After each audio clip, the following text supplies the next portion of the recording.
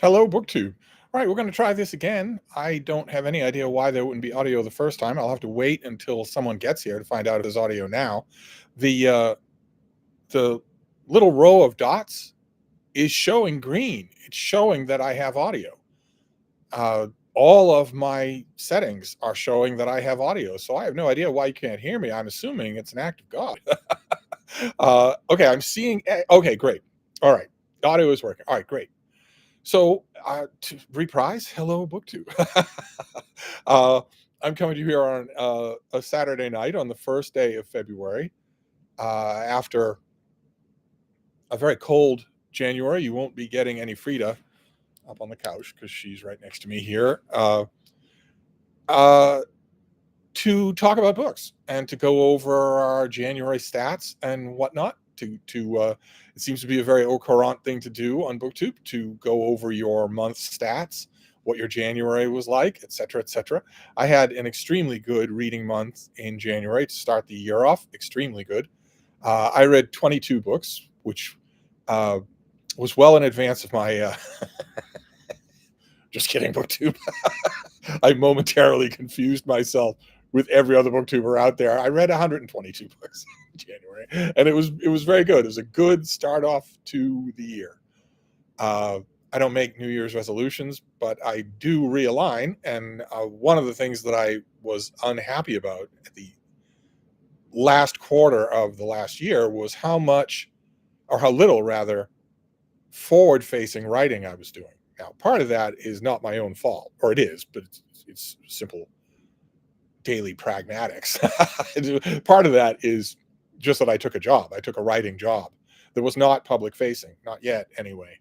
And it got bigger and bigger and bigger and got more and more lucrative, but it got bigger and bigger and bigger, which meant that I couldn't possibly do as much writing out for the world as I usually do.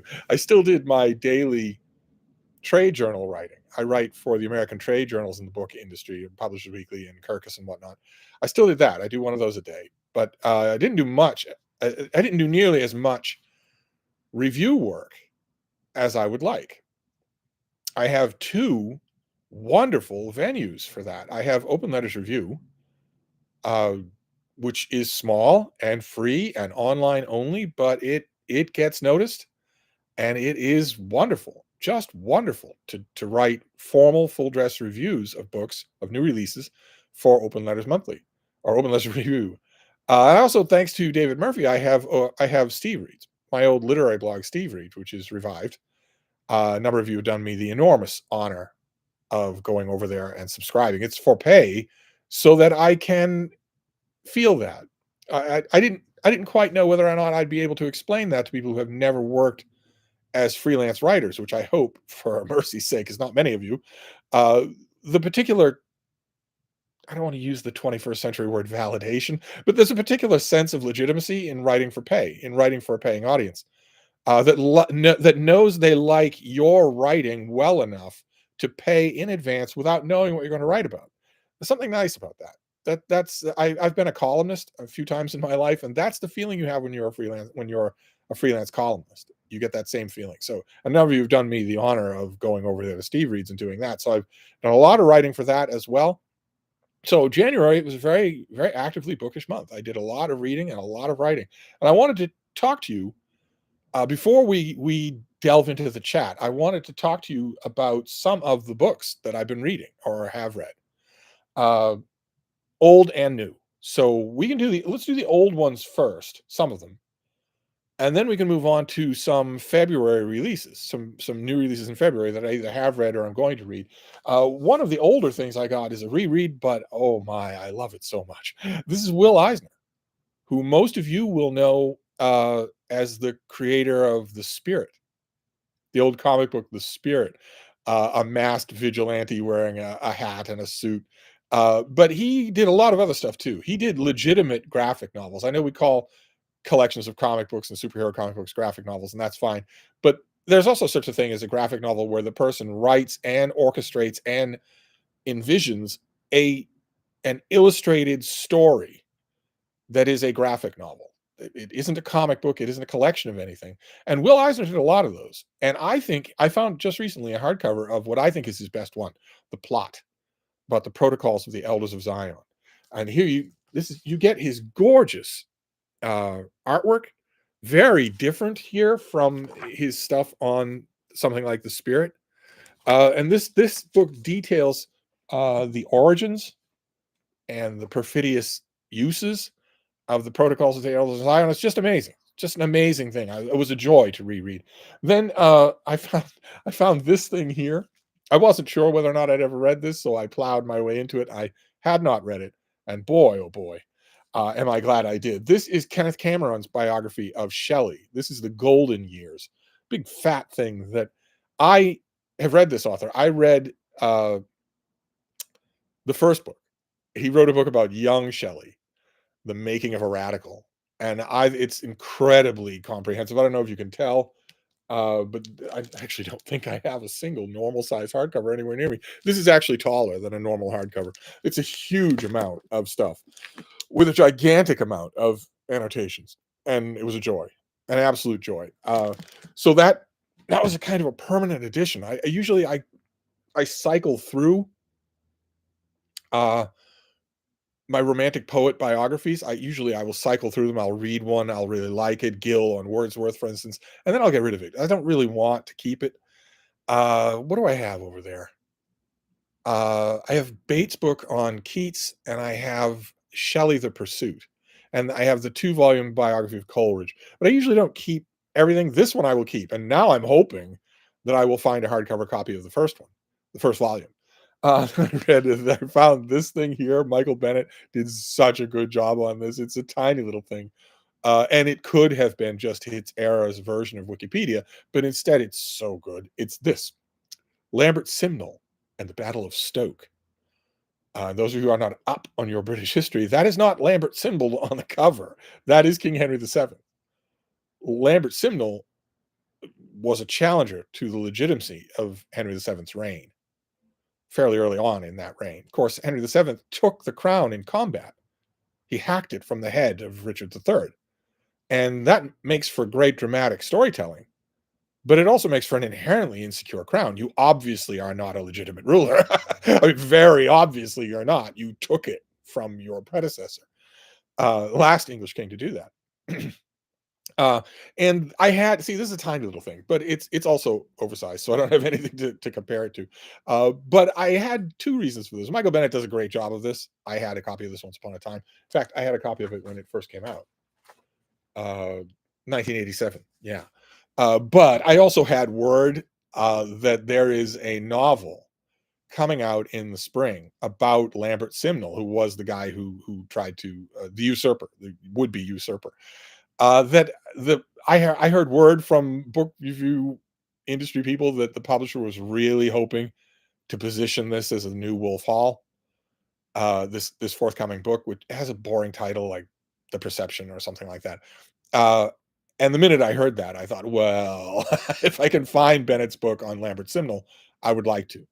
Because Henry VII had 2 major claimants to the legitimacy of his crown. Lambert Simnel is the less well-known one. Perkin Warbeck is the most well-known one, the better-known one, mainly because Perkin Warbeck claimed he was one of the princes in the Tower. Not dead. Just, in other words, the legitimate Plantagenet heir. So I got this in preparation. I don't think that the novel that is coming needs preparation. The odds are 1,000,000 to 1 that it will be good, much less great. But then I found a trade paperback of this thing. This is Margaret Campbell Barnes. Some of you will remember old mass market paperbacks of this. This is her book, Brief Gaudy Hour, her novel about Anne Boleyn. I didn't even know that, I'm probably behind the times here, but I didn't even know that Margaret Campbell Barnes' books had been reissued in trade paperback. No idea. It's very florid. It's from another age. It's from the 1940s, I believe. Is that right? Let's see here. So Lambert Simnel he will be largely, okay, you're a reprint house. Yeah, 1949. And this came out in a trade paperback in 2008. I must have missed it, just plain missed it. Then I found these 2 lovely things. Lovely. I'm not ignoring the chat. We'll be here for a while, so we will get to the chat. But first, I want to talk about books. I haven't talked about books with you in a long time. I found two lovely things, and I got them. I found them in the sale lot at the Brattle Bookshop, and I got them even though they weren't the complete set, because the worst thing in the world you can do when you're out in the Brattle sale lot is to find 2 volumes of a 4-volume set and say, well, I would get them, but I really want the whole set. I'll wait until I see the whole set. Get the 2 and wait. They're a 4-volume set about haiku, and they're done along a seasonal volume. So this is volume 2, spring, with that handwritten cover, these gorgeous illustrations here. I got spring and I got autumn, winter. And then the other 2 volumes are summer, and then a larger volume on just ancient Japanese verse. I'm not seeing the titles of the others here. Eastern Culture is volume 1, which I would avoid like the plague. But the other one is summer, and I didn't get that. And these are lovely. They're first of all, they're extremely scholarly, lots and lots of notes, but they also have these onion skin illustrations throughout. Just lovely. So I found the 2 of them.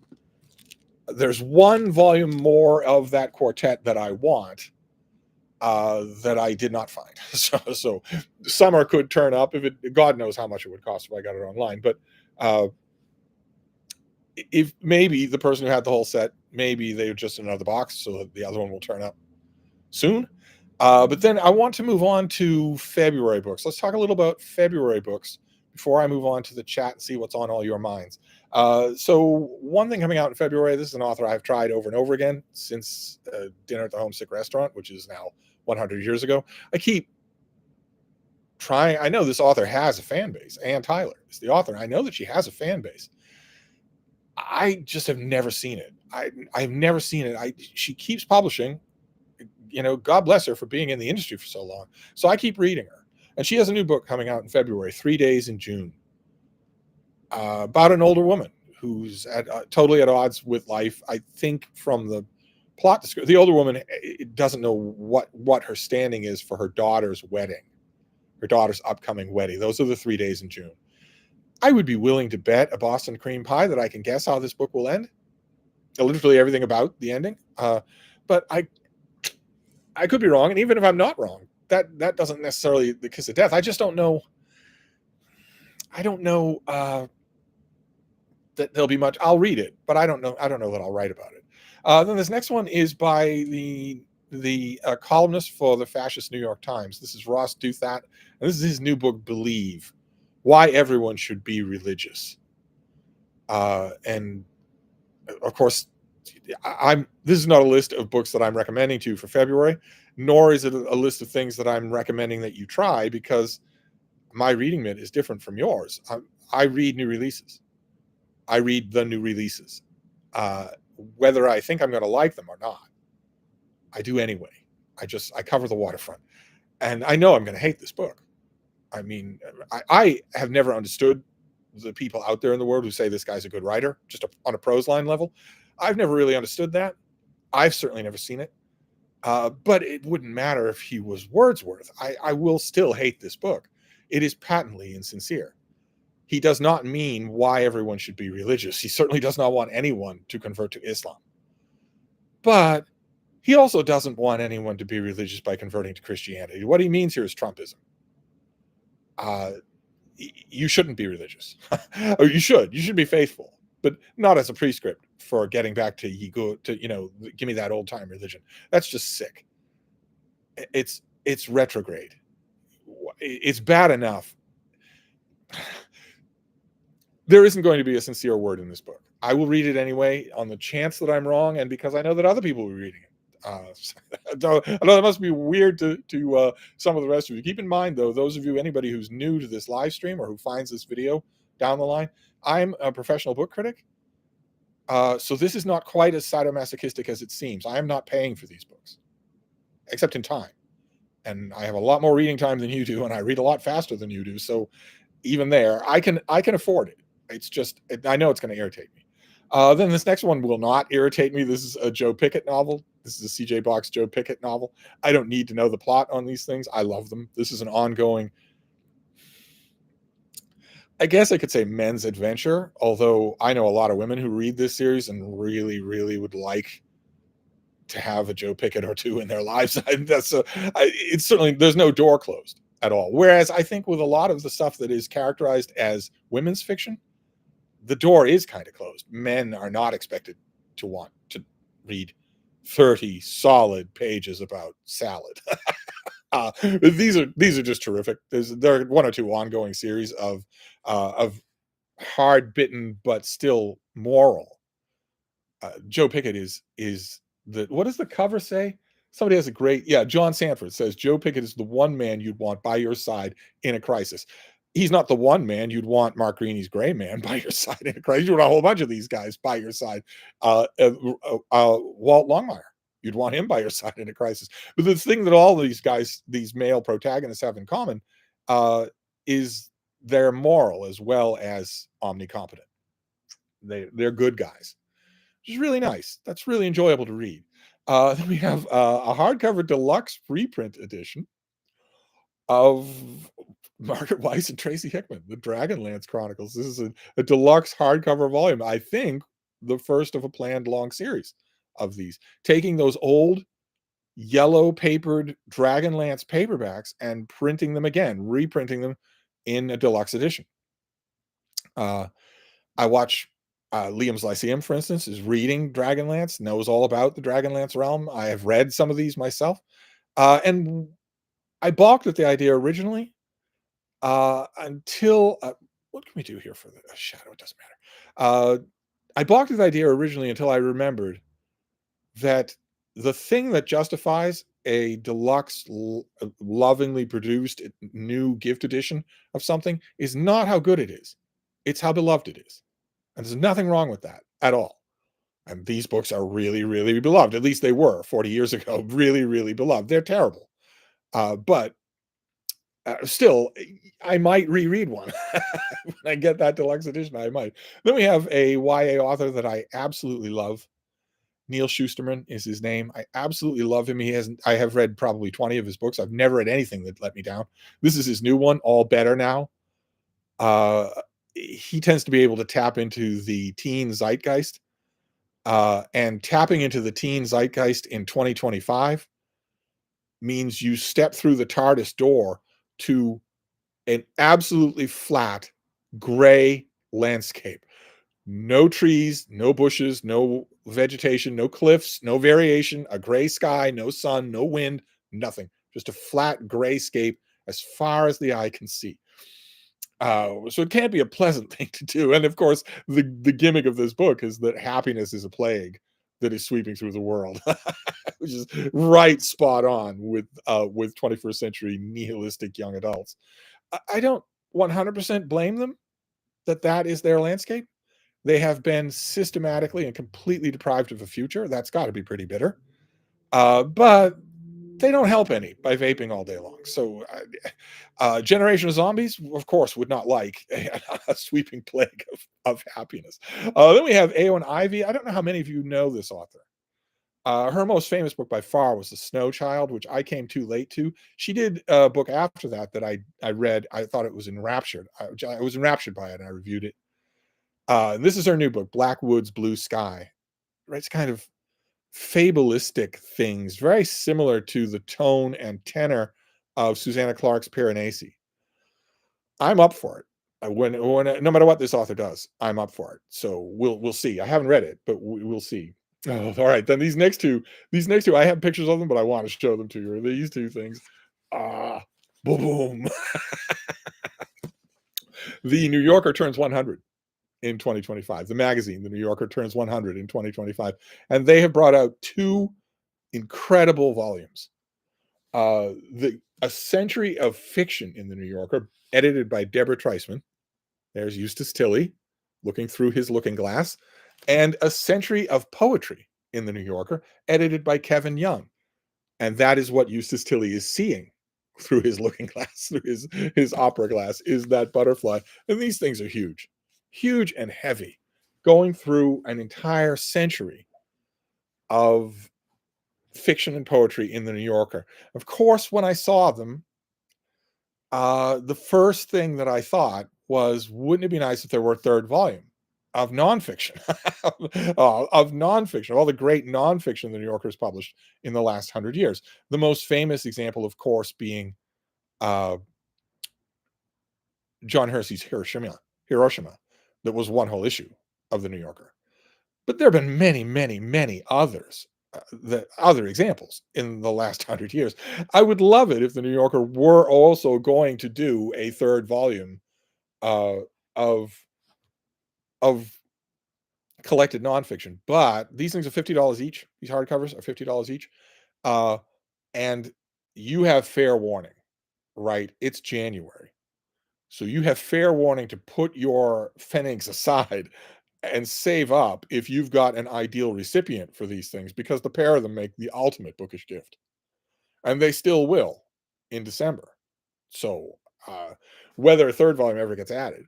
And then we have something, this is the official Appalachian Trail guidebook for 2025. This is for thru hikers. So you find a lot of interesting material here for day trippers, weekenders on the Appalachian Trail. Those of you who may not be from America, the Appalachian Trail is an epic hiking trail that you can take. That's months out of your life if you want to do it without stopping. Some areas of it are almost urban. You almost don't know that you're on a trail. Other areas of the Appalachian Trail are not for beginners.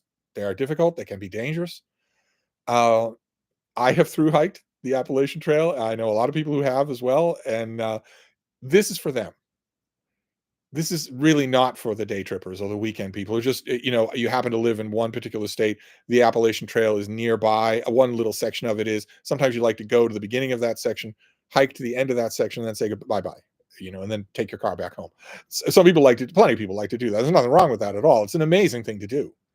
But this is for the diehards. This is for the people who are going to hike through the whole thing. They're not going to take any time off. They're not going to go home. They're going to go from one end of it to the other. I'd be interested to see what it's like.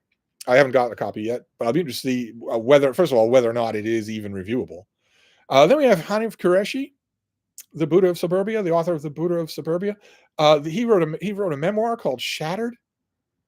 I confess this author fell completely off my radar. Apparently, he had some sort of medical catastrophe that I know nothing about, and I've determined I'm not going to learn anything about it either. I'm going to read this memoir and learn about it from him, and then I'll go back and read the rest of it. This is his memoir of not only that catastrophe, but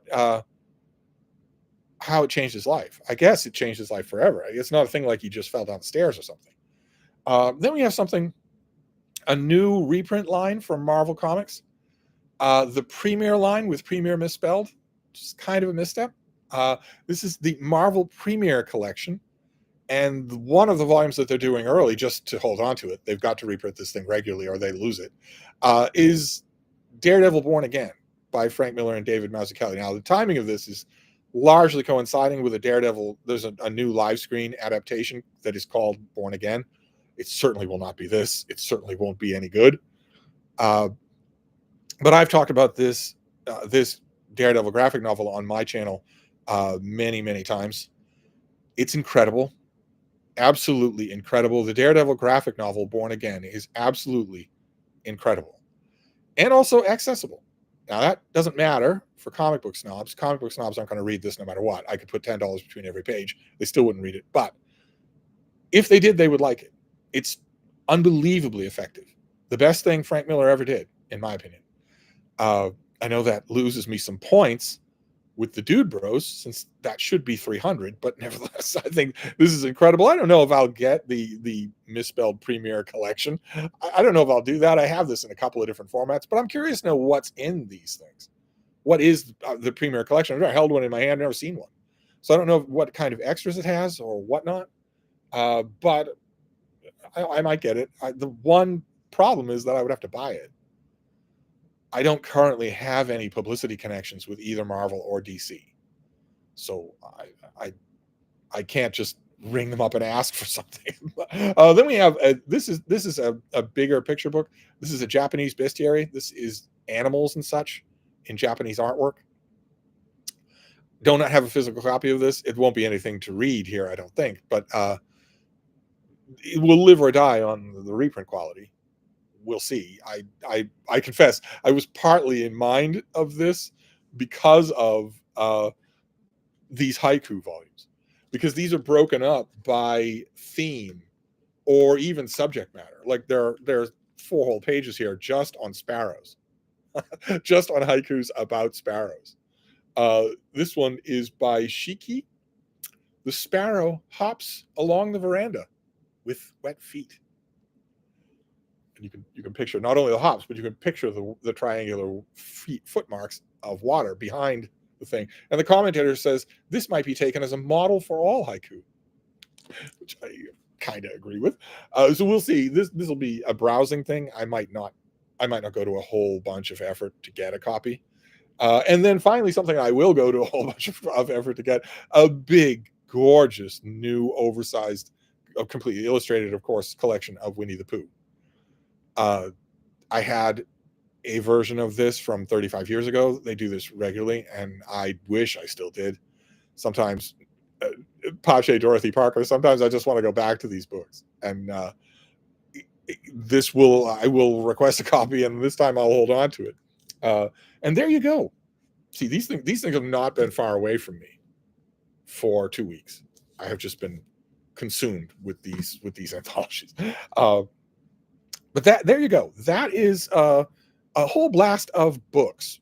Older stuff that I've been reading, some of it, new stuff that I'm coming up to reading, and now we can turn to the chat and see what's on everybody's mind. Let's see here. So Kevin Toll reads, first one out of the gate. Fingers crossed. But it turns out you can hear me, or the chat would just have been full with no audio. That reading guy says it'll work. The tech gods will not impede Steve's return. Then a whole bunch of yeses. Okay, so everybody's saying that the audio works. Great. Okay, great. Joseph Reads Books is here. I had a good month, channeled my inner Steve, and read a biography. You've read other biographies, haven't you, of your pulp heroes? James Amex says, this brings tears to my eyes. I'm so happy. Dylan McMahon says, welcome back. All these welcome backs. Hi, Frida. Yes, the bean is right next to me here. She doesn't really want to move. Doesn't want to go up there. It's just too chilly. Let's see here. Leo Percar says, I read Robert Fagel's Iliad and the Ill-Earth War and watched your read-alongs, of course. My read-alongs are de rigueur. Although, have I ever done a book-by-book read-along of the Iliad, or have I just talked about it? I can't remember if I have or not. The Spaminators here, of course, wouldn't be a live stream without. As I was saying, through means far too complex for you to understand, I've taken your precious audio. Oh, right now, here I am. Randy Ray, welcome back. Thank you, Randy. That reading guy, I've been neck deep in the tale of Genji. Yes, I've been watching your videos and loving them. Absolutely loving them. Quaint and Curious Volumes is here. Steve Stream, and on my birthday, is it your birthday? Happy birthday. Virginia Fernandez, that's a new name to me. I've missed you, Steve. So happy to see you again. Quaint and Curious Volumes says, so are we to assume that your return to BookTube means that you're done writing The Winds of Winter? I will not be writing The Winds of Winter. But as I told all of you, I didn't just predict it. I didn't guess it. I told all of you 7 years ago, George R.R. Martin will not be writing The Winds of Winter either. He doesn't think about it. I tried to stress that. I made that point like 2 or 3 years ago. And there's only a couple of writers that were listening that actually got how serious that is. The rest were just, oh, he doesn't think about it much. No, he's right. He's having, hoagies or whatnot. No, he doesn't think about it. It's not alive in his mind at all. It's like it's written by someone else. So he's not going to write it. The writers got that. The writer said, oh my God, you don't seriously think that he doesn't think about it anymore. Let's see here. Jenny Park says, hello, Steve and Frida. We've missed you both. Why, thank you. That reading guy, how many trips to the Brattle did you take in January? I went about once every week. F.I. says, oh, thank God you're back. What a relief. Oh, that's not nice to say. Jack Riley Gillett, it's wonderful to see you. Jenny Park says, hello, everyone in the chat. Shh, don't tell Steve I'm talking to you. Shouldn't talk to them. Eyes on the prize. Jack O'Hara, Steve is back, and so is Balance in the Universe. Andrew McDonald, I've mentioned Eisner before and had the impression that you were never that keen. Glad you enjoy the Protocols book. No, I'm not keen about the spirit. His signature character, whether he liked it or not, and he didn't like it. I'm not keen on as one critic said back in the 1970s, I think it was the late 1970s, one critic said that the Spirit is that superhero who looks worse after a fight with the bad guys than the bad guys do. But Eisner's a genius. Uh, let's see here. FI says we need to talk about your oligarchy. My control of BookTube, you mean? My complete control of BookTube? Make BookTube about Steve again? Leo Bercara says, do you feel validated by your audience reaching triple digits tonight, Steve? I'm seeing 41. My audience has not reached triple digits. Unless you mean by the breathalyzer. Who knows what you're all doing on a Saturday night. Rhonda Cooper says, glad you're back. Thank you. Gandhi Angle says, what's the buzz on Kai Bird's upcoming biography of Roy Cohn? I don't know buzz.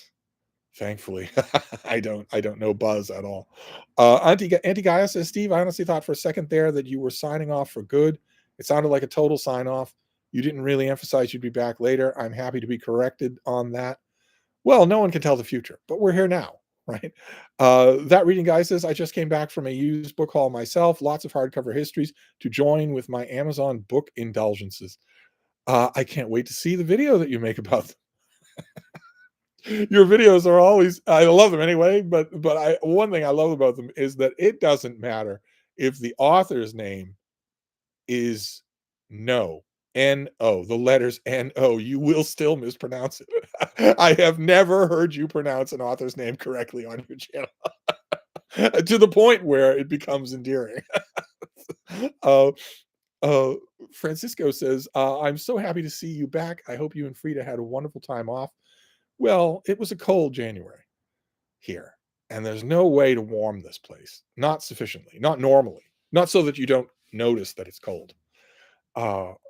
Auntie Guy says, glad to have you back. Laura says, hello, Steve and Frida. I'm really happy to see you. Robbie Chan says, hi, Steve. Real nice to see you back. Aiden says, just lovely. More like you're just lovely. Have missed you, Steve. Tolstoy 111 says, everyone has been diligently compiling their have you read questions, and it's time to let it. I wouldn't. L. Tell says, Steve, I'm halfway through the Wolf Hall trilogy and absolutely loving it. What books about the Tudors do you recommend to help broaden my knowledge about the time period? Well, I don't make blind recommendations. So you're halfway through Bring Up the Bodies, I assume. You're halfway through the trilogy. You're halfway through Bring Up the Bodies. What is it that's interesting you? I guarantee you there are 150 books written about that exact same time period, the 1530s, that would bore you to death. I guarantee that. So I need to know more specifics about what you're liking and not liking, and also whether or not you want fiction or nonfiction. Monet Doyle says hello. That reading guy says there is one new release I'm looking forward to in February. The novel Cuba Fruit releases February 3rd. Yes, indeed. And you should all buy a copy. One word, Cuba Fruit. Alex Sorondo is the author, and you should all buy a copy. You will scarcely read a work of fiction in 2025 any better than Cuba Fruit. Eltel says, oh, and have you read Wolf Hall? Sorry, I had to. I might reread Wolf Hall. I very well might reread Wolf Hall, even though I just read it just last year. Randy Ray says, just added 3 Days in June to my wish list. As you know, Ann Tyler is a favorite of mine. Yeah, I need to pick your brain about why. To me, I don't mean to be mean to her, but to me, her book seems so ordinary. Red Roses, how ordinary. Her book seems so ordinary to me. Maybe that's the point. Maybe her fans like them because it's like a nice non-drama home meal. Aiden says, I recently have been going through John Zorn's discography, and he's got several albums based on, inspired by lots of my favorite literary works. He commissioned a new translation of Song of Songs. Dylan McMahon says, read Ross Douthat. I would rather not do that. Well, it's just so dumb. He is not religious. By religious, he means Christian here, and he means his denomination of Christian. He is not asking anyone to turn their face to Zoroastrianism. But in addition to that, it's all a grift. He is not religious in any way, any more than any other. It's ridiculous. It's ridiculous. It must bother. I mean, I'm an atheist, a hard atheist. I say, as a definitive matter of easily conceivable fact, that there are no gods or goblins. at all. There's no supernatural element to existence. But even for believing Christians, in fact, maybe more for believing Christians, a book like that has got to just dust your doilies. It's got to drive you nuts. The thing about, if I can just get provincial here for a minute, the thing about real Christians is you can spot them a mile off. And same thing with fake Christians. And that's the thing the fake Christians never realize. They never think that. Gretchen Fowler says, speaking of Will Eisner, I urge you to read Fagin the Jew, especially since you like Victorian literature, and Contract with God, both graphic novels. You urge me to read those, do you? All right, it's not a have you read question. it's it's still, as the kids would say, Gretchen, you should read the room.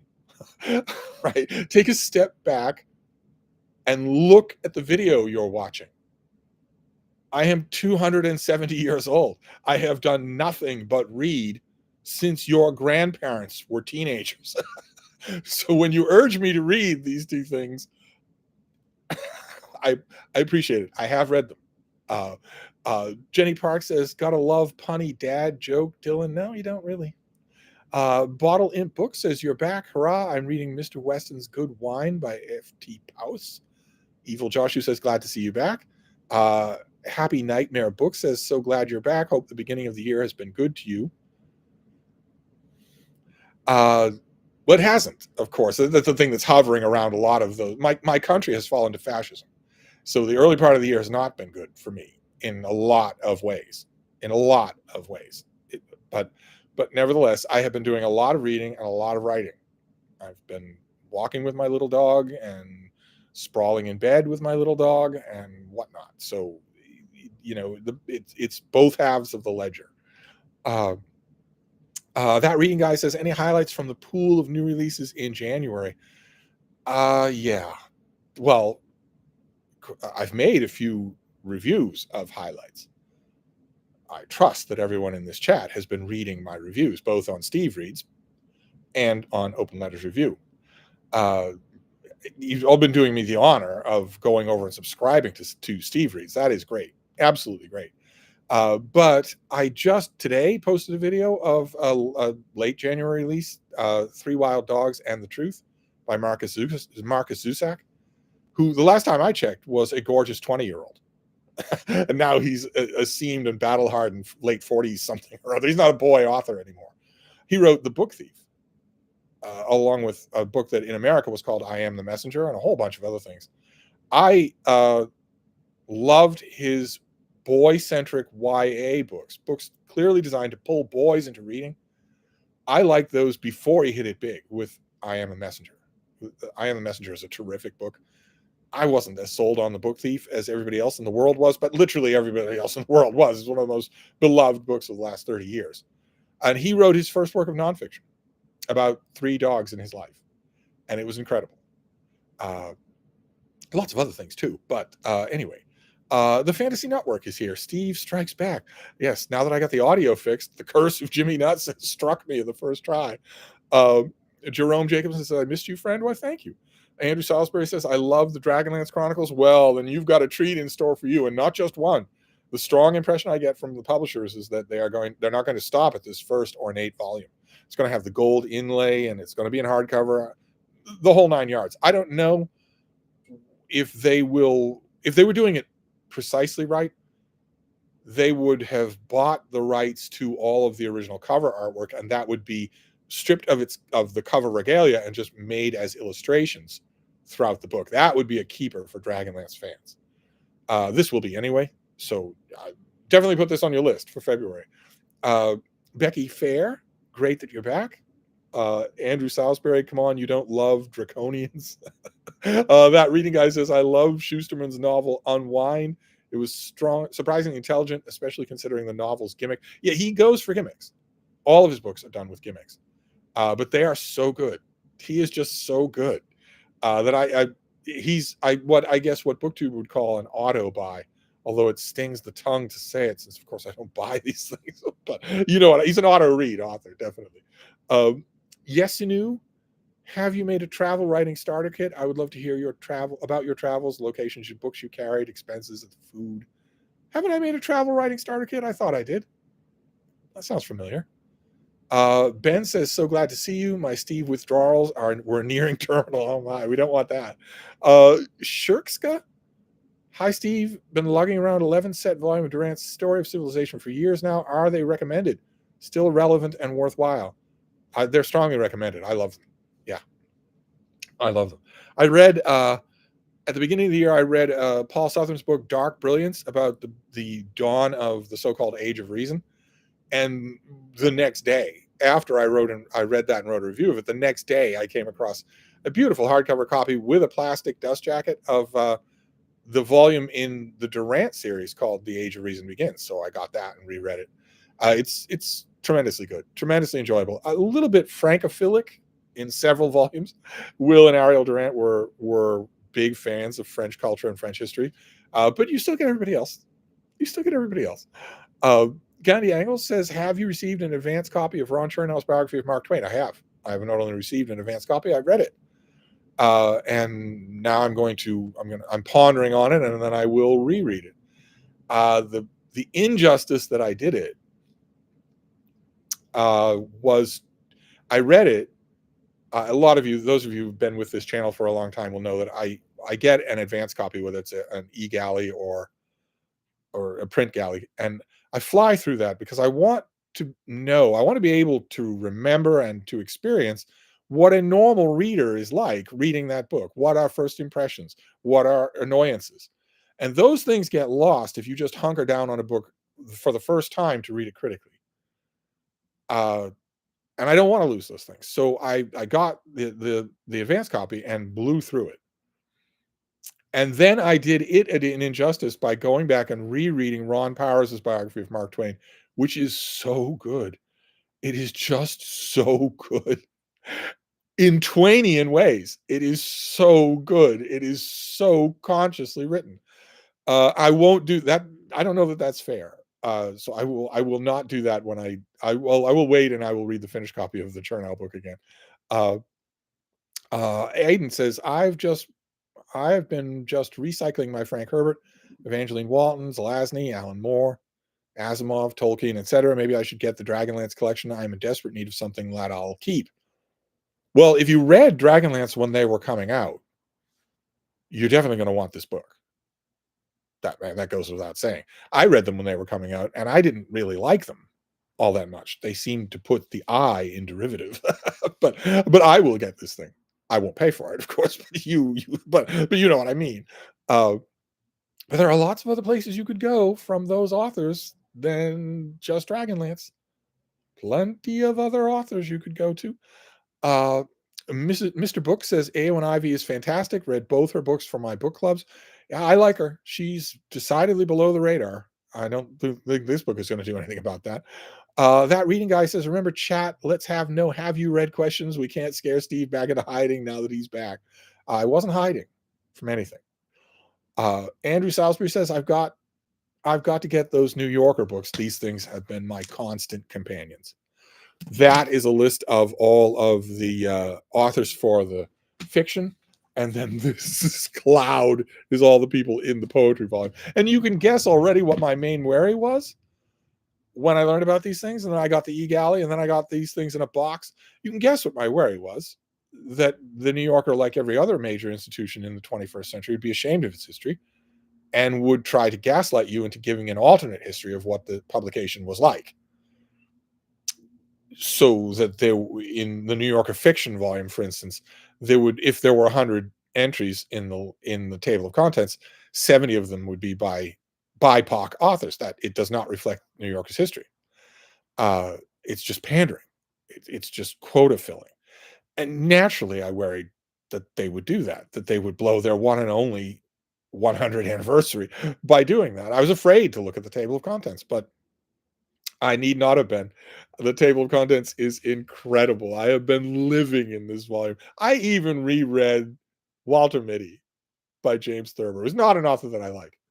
I even reread that. I've been rereading everything, and oh my God, the poetry volume.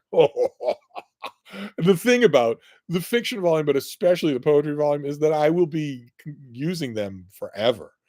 Right? Those of you who are familiar with my channel, I have categories for books. I'm a reviewer, so I get a steady stream of review copies that I get them, I read them, I annotate them, I write them up, but I don't usually keep them. And some of the ones uh, I keep because they struck me as more than usually interesting. What's a good example? Last year there was a book called American Vikings, about Viking contacts with the so-called New World. I kept that. Didn't blow me away, but I kept it. And then there are some that I keep because I know that I'm going to want them. I know like Max Boot's biography of Ronald Reagan. I know that I'm going to want to keep that to refer to it, maybe to reread bits of it. And then every once in a while, in the new releases that I get, I will find a keeper, something that like The Plot by Will Eisner. I will find something like that is going in the little book room and that I'm going to live with for the rest of my life. And these two New Yorker volumes are that. I pray for a third volume. Uh, Jenny Parks, what about have you been to a bottle in book says those New Yorker books are bittersweet. I immediately thought, remember when we had civilized things? Well, these are pretty civilized volumes. Mr. Book says Hiroshima was indelible to my young mind. An amazing book. An amazing book. Doesn't it hasn't dimmed time hasn't dimmed it at all. And of course, there have been more thorough, more scholarly histories, but nothing with that kind of visceral effect. Nothing. Andrew Salisbury says $50, forget it. Yeah, each of these volumes is 50. So that's a lot. They're expensive volumes to get new. I mean, my consolation is that uh, there are a whole bunch of ways to get them at less than that money. If you're like, for instance, a loyalty card holding member of Barnes and Noble, you can get them for a substantial discount off that. If you buy them off Amazon, you can find them severely discounted. There are ways to get around it, but they are expensive. They're nice and heavy too. Jack Walter says, "All hail the return of Steve." Well, I don't know that BookTube will be happy. J. Scott Phillips, oh my God. Perhaps the world this would be a good time to reintroduce the Blob Watch. For you? Absolutely. Some of you will notice, Scotty probably noticed that I have been around in YouTube comments fields, vilifying you all. Let's see. Let's call up the old iPad mini here. We just had a storm come through Boston. Forecast wall saying rain turning to snow. Of course, it didn't turn to snow, but we did get rain all night long. Yeah. This is not going to be indicative of the fireworks because that shows a quiet country. If a storm coming down from the north over the Great Lakes and then a system moving into the West Coast. What's missing here are the lines of pressure because this thing right here, this storm system right there, that is riding the ridge of dip of cold air that you can't see. It's very little in the way of precipitation, but I think it's going to be. I think probably the second week of February is going to be pretty lively in Northeast. Let's see here. Daniel Prabla, great to see you back. I hope you had a restorative break from YouTube. On your recommendations, I just read All the Kingsmen. Wow, thank you. I'm so glad I read it. Incredible. Isn't it an amazing book? Just amazing. Steve's recommendations do not go wrong. It's on my mind. In fact, I will probably be rereading All the Kingsmen because in February there's a new biography of Huey Long, the Kingfish, who was the real life pattern for Willie Stark. So I can't imagine that I will have the strength of will to read that biography of Huey Long and not reread All the Kingsmen. I can't believe I won't do that.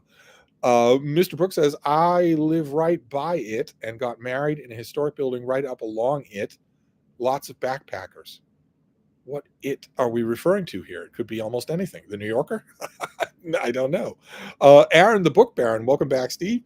Andrew McDonald says, my excitement for Rob Sheffield's Taylor Swift book was misplaced. It seemed like a rush job. I won't tell tales out of school here. I'm sorry that it disappointed.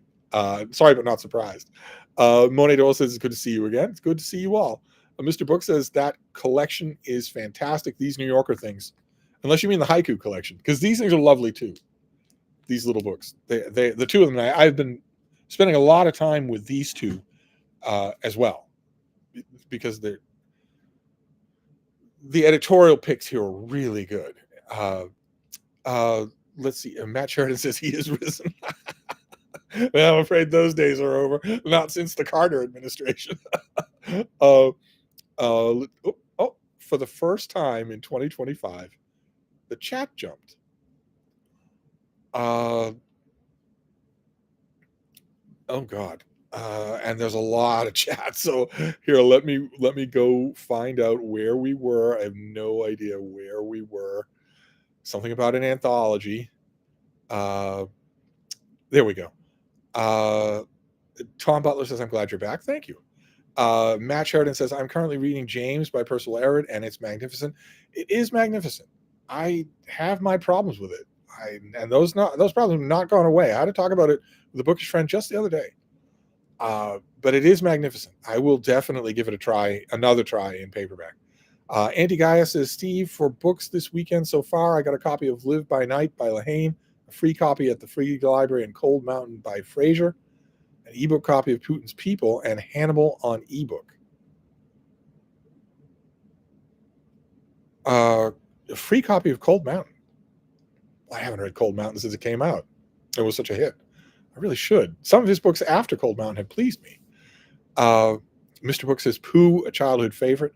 That big volume, that is something that the Milne Estate does regularly, and I had the last one they did, and I foolishly got rid of it. So I need to get this one and keep it. Maybe even write about it. Might be fun to write about it. Of course, no one has dared to write anything critical about the Pooh books since Dorothy Parker's immortal condemnation of When We Were Six. That if you make even a short anthology of my profession of book criticism, that a quote from that review will be in your anthology. So nobody dares to go anywhere near it, but I would still like to. Maybe I will. I'm not afraid of Dorothy Parker. Let's see here. No Use ID says, welcome back. Matt Sheridan says, I'm also rereading The Great Gatsby for my literary theory class. Constance Campelli says, missed you. Gretchen says, I really enjoyed The Snow Child too. I love fairy tale influenced literature. If it's done right, it can be so twee, right? It can be so twee and precious. She doesn't do that. A.O. Ivy doesn't do that. So I think I appreciate that. David Adams says, hooray. Alexander Bukai says, what is a good autobiography or biography of the diary of Julia Wade's In the Water? No idea what that is. Andy Guy says, I also got Max Hastings' book about the Cuban Missile Crisis at my library. You mean you bought it at a library sale, or you took it out of the library? It's worthwhile to read, definitely. Max King, Steve, you're back from your Steve sleep, back from your Fortress of Solitude to grace us with your warmth, wit, and other stuff. Mostly other stuff, but there's precious little warmth in this Fortress of Solitude, I'm afraid. Matt Sheridan says, I would also like to pick up Max Brooks' Boots book on Reagan. It is good.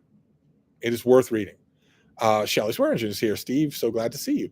That reading guy says, I was just gonna begin playing with my new Kobo, but then this Steve stream popped up. A new Kobo. So you can retire the old one. That would be great. Constance is responding to Jenny Parks, and she's responding back.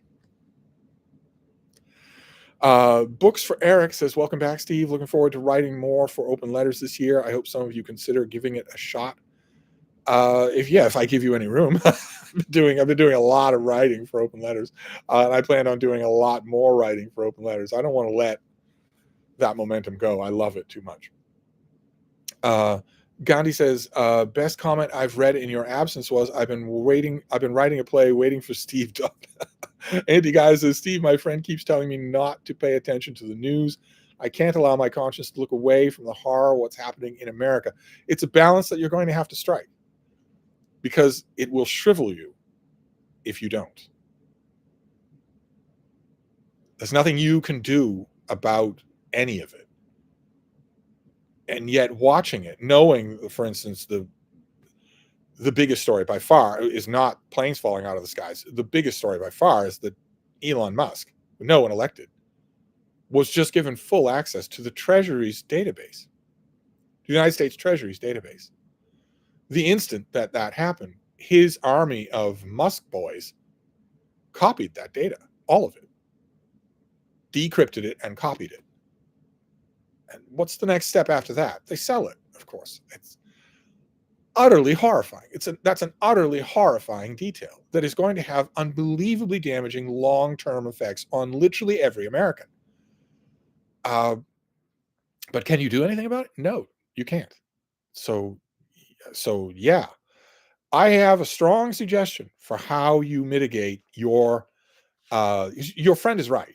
And I have a strong suggestion for how you mitigate the news, which is take it in written form once a day, but don't do any of it in video form. Not commentators, not live streams, not anything, not news feeds, just written form once a day, with no rabbit holes. Just get the headlines so that you know what's going on, so you know whether or not the shots have been fired in Panama. But don't live in it, because it will just shrivel you, and to no point. There's no point. You shriveling is not going to help any of it.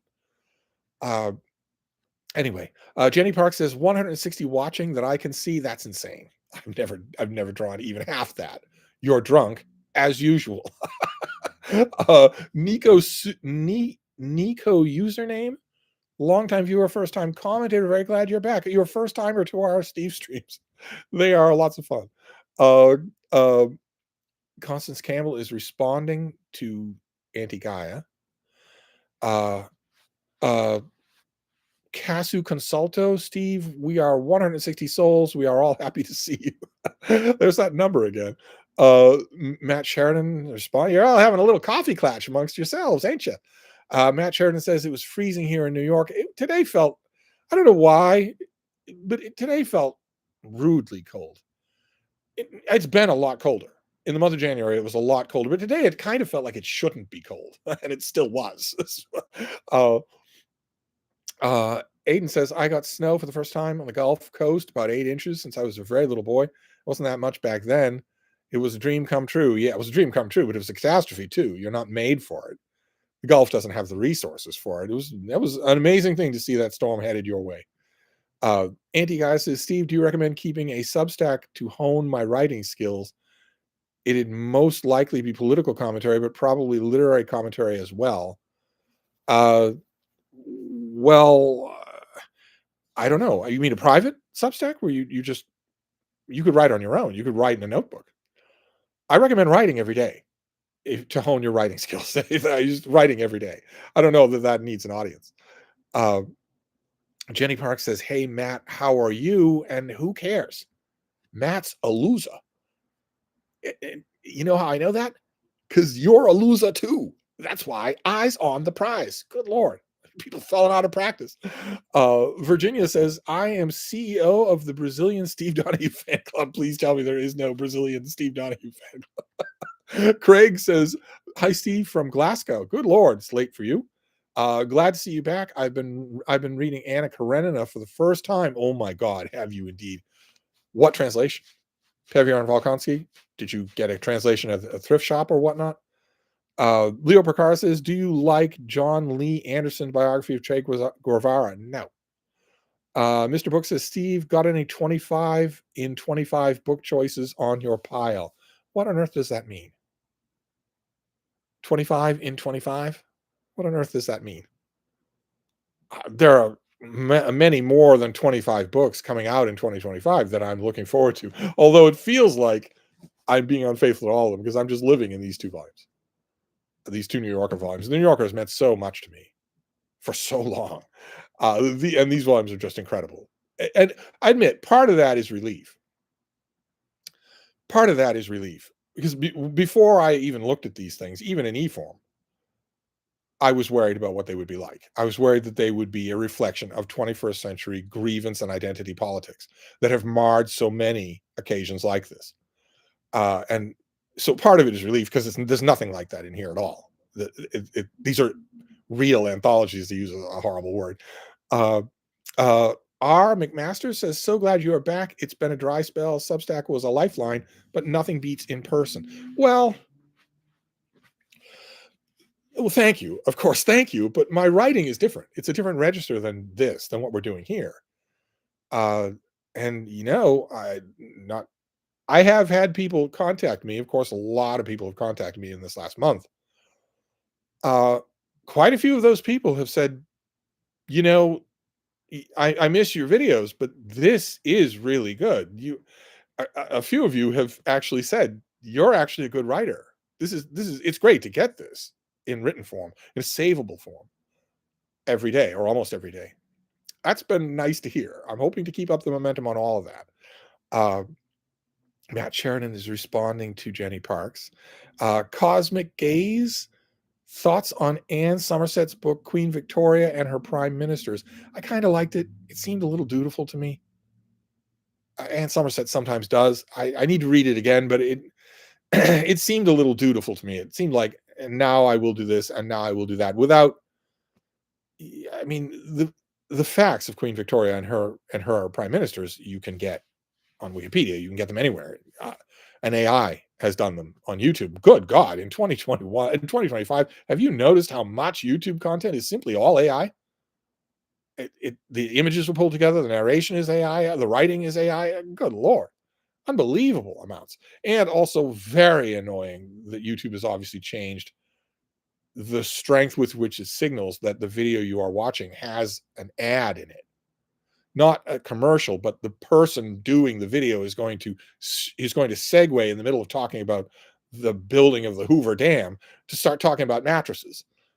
And then they're going to shift back without any real timestamps, without any real warning. But anyway, Tolstoy 111. I tried reading The Accidental Tourist. It was dull. Tried watching The Accidental Tourist. It was dull. Jenny Park says, damn, up to 172 watching now. Steve's bat signal has gone up and started summoning everyone. But okay, so first you talk about the numbers watching, but then you go right back to talking about your friend Matt Sheridan. Yeah, you got to have a conversation with Matt Sheridan. Rodency Royalist, there's a name I didn't know.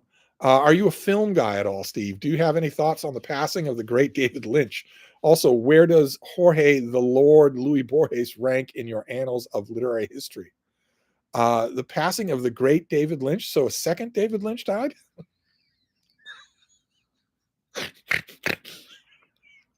I know the mediocre David Lynch died. Directors don't matter. but I'm not a film guy, no, because they're, of course, the worst guys in the world. But I do love movies. Yeah. And I love Borges as well. J. Scott Phillips, other than being painted orange, what is a sign of a fake Christian? Christians are not only are they caring, and not only are they above all humble, but they are explicitly enjoined to be both those things by their Savior. It's not that that's a lifestyle choice. They are explicitly enjoined to be the last, the least among you. They are explicitly told to do that. So if they're not that, they're not a Christian. They're fake Christian. It's as simple as that. And of course, I'm an atheist, so none of this is real. There are no goblins. But in their own theology, those fake Christians already know what's going to happen to them. They're also obsessed about what's going to happen to them when this mortal life is over. Well, they have the verdict on what's going to happen to them from the mouth of their own Lord and Savior, who said, oh, sure, you called my name day and night, but I never knew you. So see ya. They already know. They've read the words. They don't believe it applies to them. But that's a fake Christian.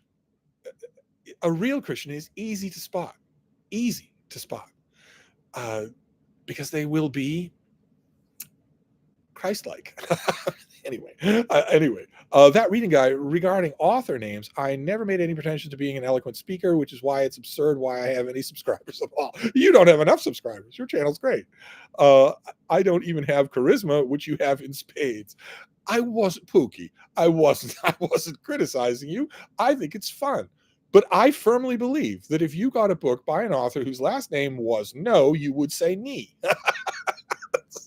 I don't know how you do it.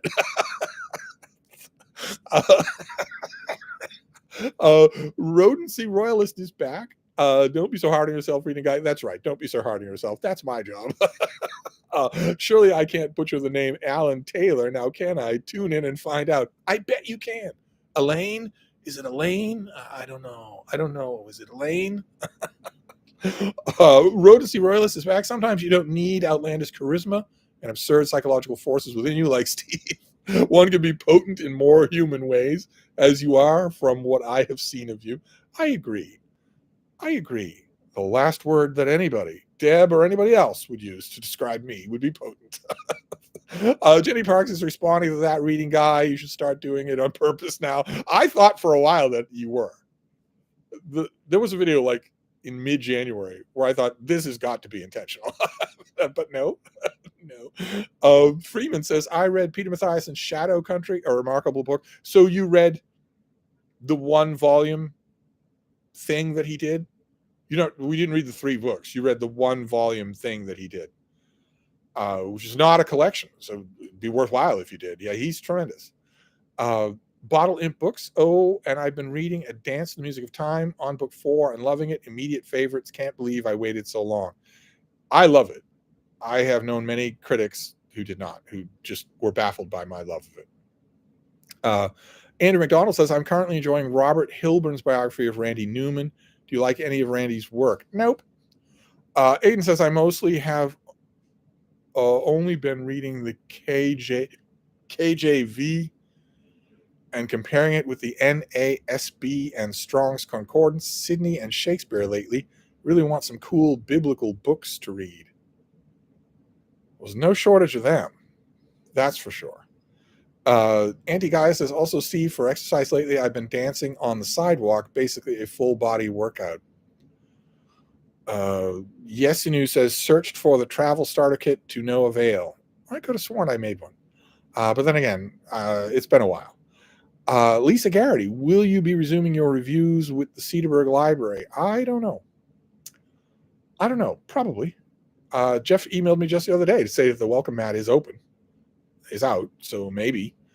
Certainly I know that there are a lot of people out there who would like it if I did. A lot of people, it really touched me. A lot of people miss that.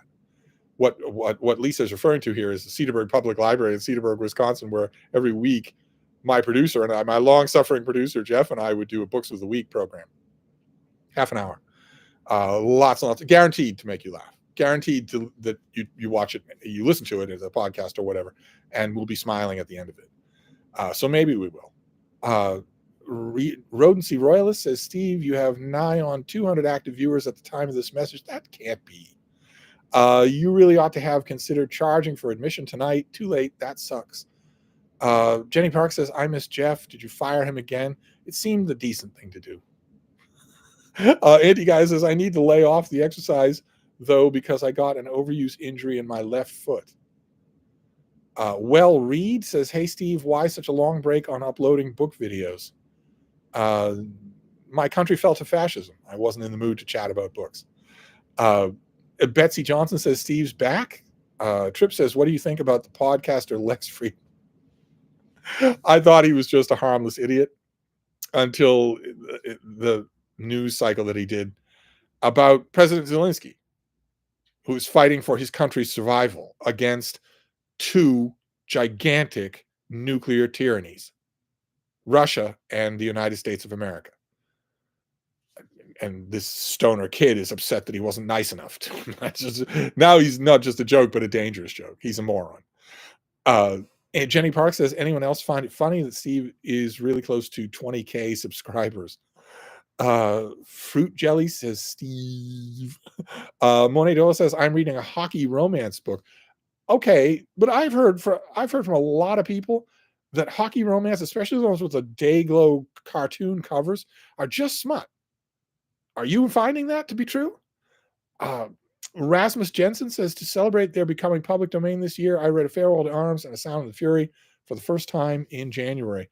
You never read either one of them before? Good Lord. I saw a note that one of the books that went into the public domain for 2025, or is going to, is William Bolitho's book, 12 Against the Gods. And I thought, wouldn't that be fun to read out loud? What a book that is. Or maybe even write a 5-page introduction and do an annotated version of it and publish it. Publish my version of 12 Against the Gods. There's nothing to stop me from doing that now. Cheryl Bell says, so lovely to see you back, Steve. Isn't that nice?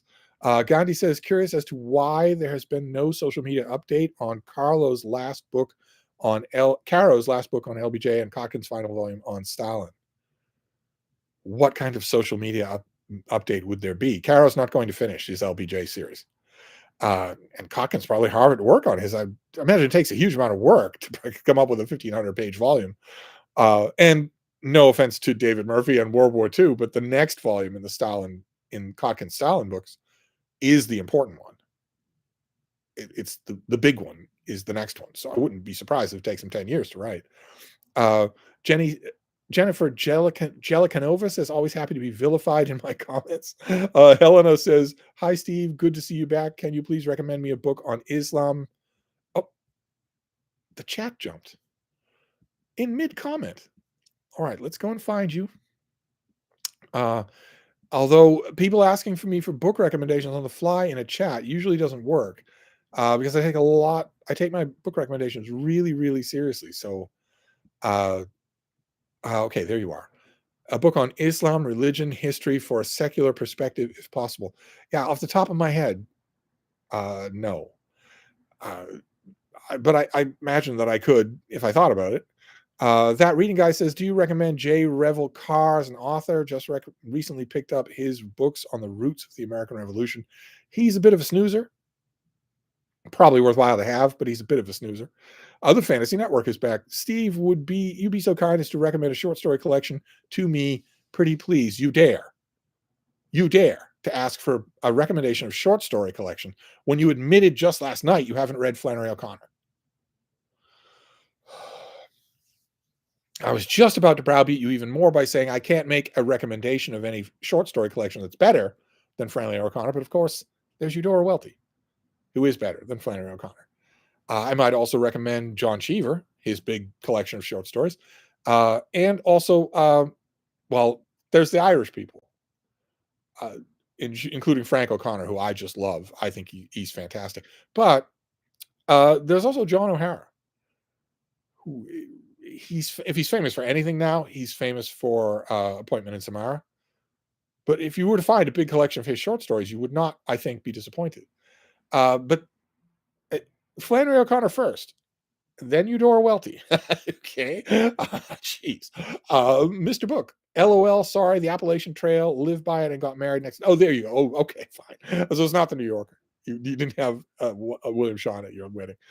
Stephen Tarr says, g'day, Steve. Good to see you. Your break has given me time to search out recommendations and finding my recommendations, you mean? I assume. Mr. Rosie, my Rosie Day, can't decide. You're back and I caught you live. So happy to see you. Manny says, hello, Steve. I'm glad you're back. I've been reading Orlando Furioso lately and I've been absolutely loving it. Thanks for recommending it so much. A bit of an uphill recommendation on my part, as I knew years ago when I started recommending it. I mean, 1,000-page Italian Renaissance epic in verse. So it's a bit of a tough recommendation. People never believe me when I tell them how good it is, how much fun it is. Cosmic Gaze 1994. What is the definitive / most comprehensive biography of Henry VIII in your opinion? Scarisbrick. J.J. Scarisbrick is probably still the best along those lines. I have raised eyebrows for 60 years for saying that I think Henry VIII doesn't have that kind of a biography. Think of H.L. Warren's biography of Henry II. Completely definitive. You know it when you're halfway through the thing. I don't think Henry VIII has had that kind of book. And that has struck a lot of people as heresy because a lot of people consider Scarisbrick's book to be that book. Maybe it is. It's definitely one to read. J. Scott Phillips is back. Do we get a Sherlockian read-along this year of Holmes is Where the Heart Is?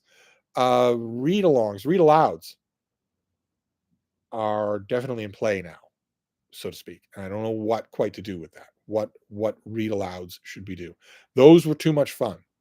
I look back at BookTube, of course, a long time away from BookTube. I had a chance to look back at BookTube, and those just glowed like radiation, how much I enjoyed them. So read-alouds. Jenny Parks, 189 watchers. We can get to 200. We cannot get to 200. Richards and Reeds, you look familiar. Maybury Book Club. Steve, I'm glad you're back. I've been reading Proust in protest until he returned. Right. Well, now you can stop and see a doctor. The Piss Guy says hi. Larry Hall says, welcome back. Dylan Mathias says, what a wonderful surprise on this snowy Saturday. Good to see you back, Steve. I recently read all of Jameson's plays and love them. Is his book on the Aran Islands worth reading? I love it. I love his book on the Aran Islands. I used to have a little paperback of that thing that I got for 25 cents. Don't have it at all now. It fell apart on me, but I don't have anything by him in print and paper form. Bookmarks and bookshelves, welcome back. You were missed. Oh, isn't that nice? Ravens fan 1961. Hello, Steve. I am on a John Krakauer kick. What are your thoughts on his nonfiction? I mostly like it. Mostly. It's good.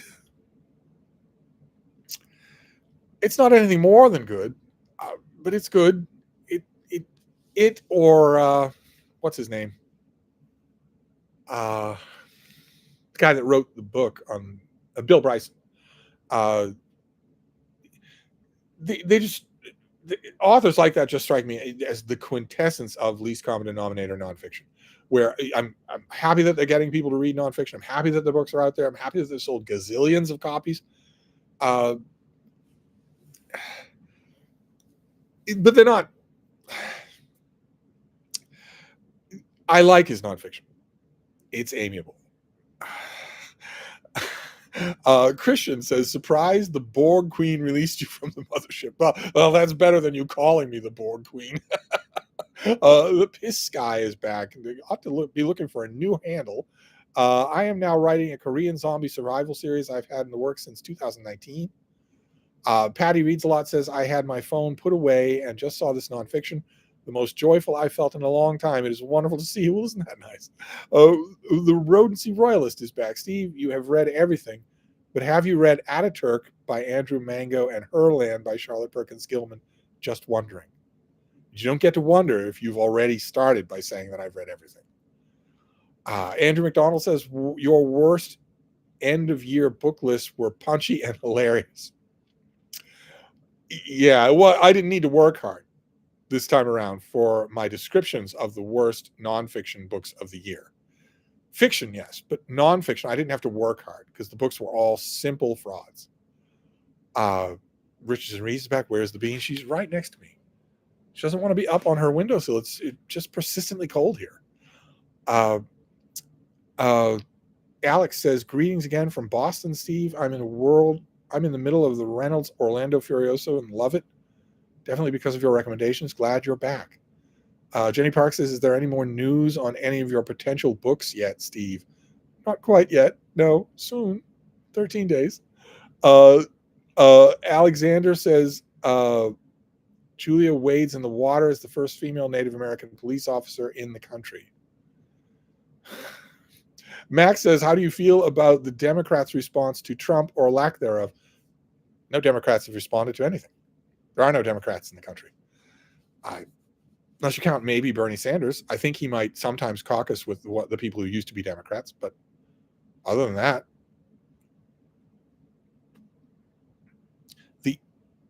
the tax information for every Democratic member of Congress is now owned by Elon Musk.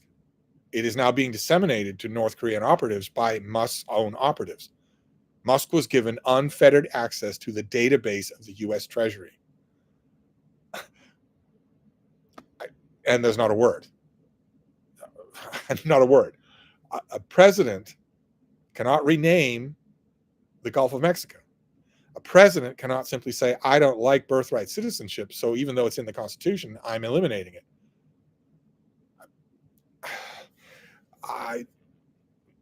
There's Alexandria Ocasio-Cortez. God bless her. As to other people who have Democrat after their name and appear to be elected into office, I don't know of any. Gandhi says, were you banned from YouTube? No, I was not banned from YouTube. Asking based on your earlier comment that YouTube may not be happy that you're back. That was a joke. I meant YouTube watchers would not be happy that I'm back. And most of BookTube, where I am a leper, an outcast, a pariah. Read Rodency Royalist. Steve, have you ever watched the films of Peter Greenaway?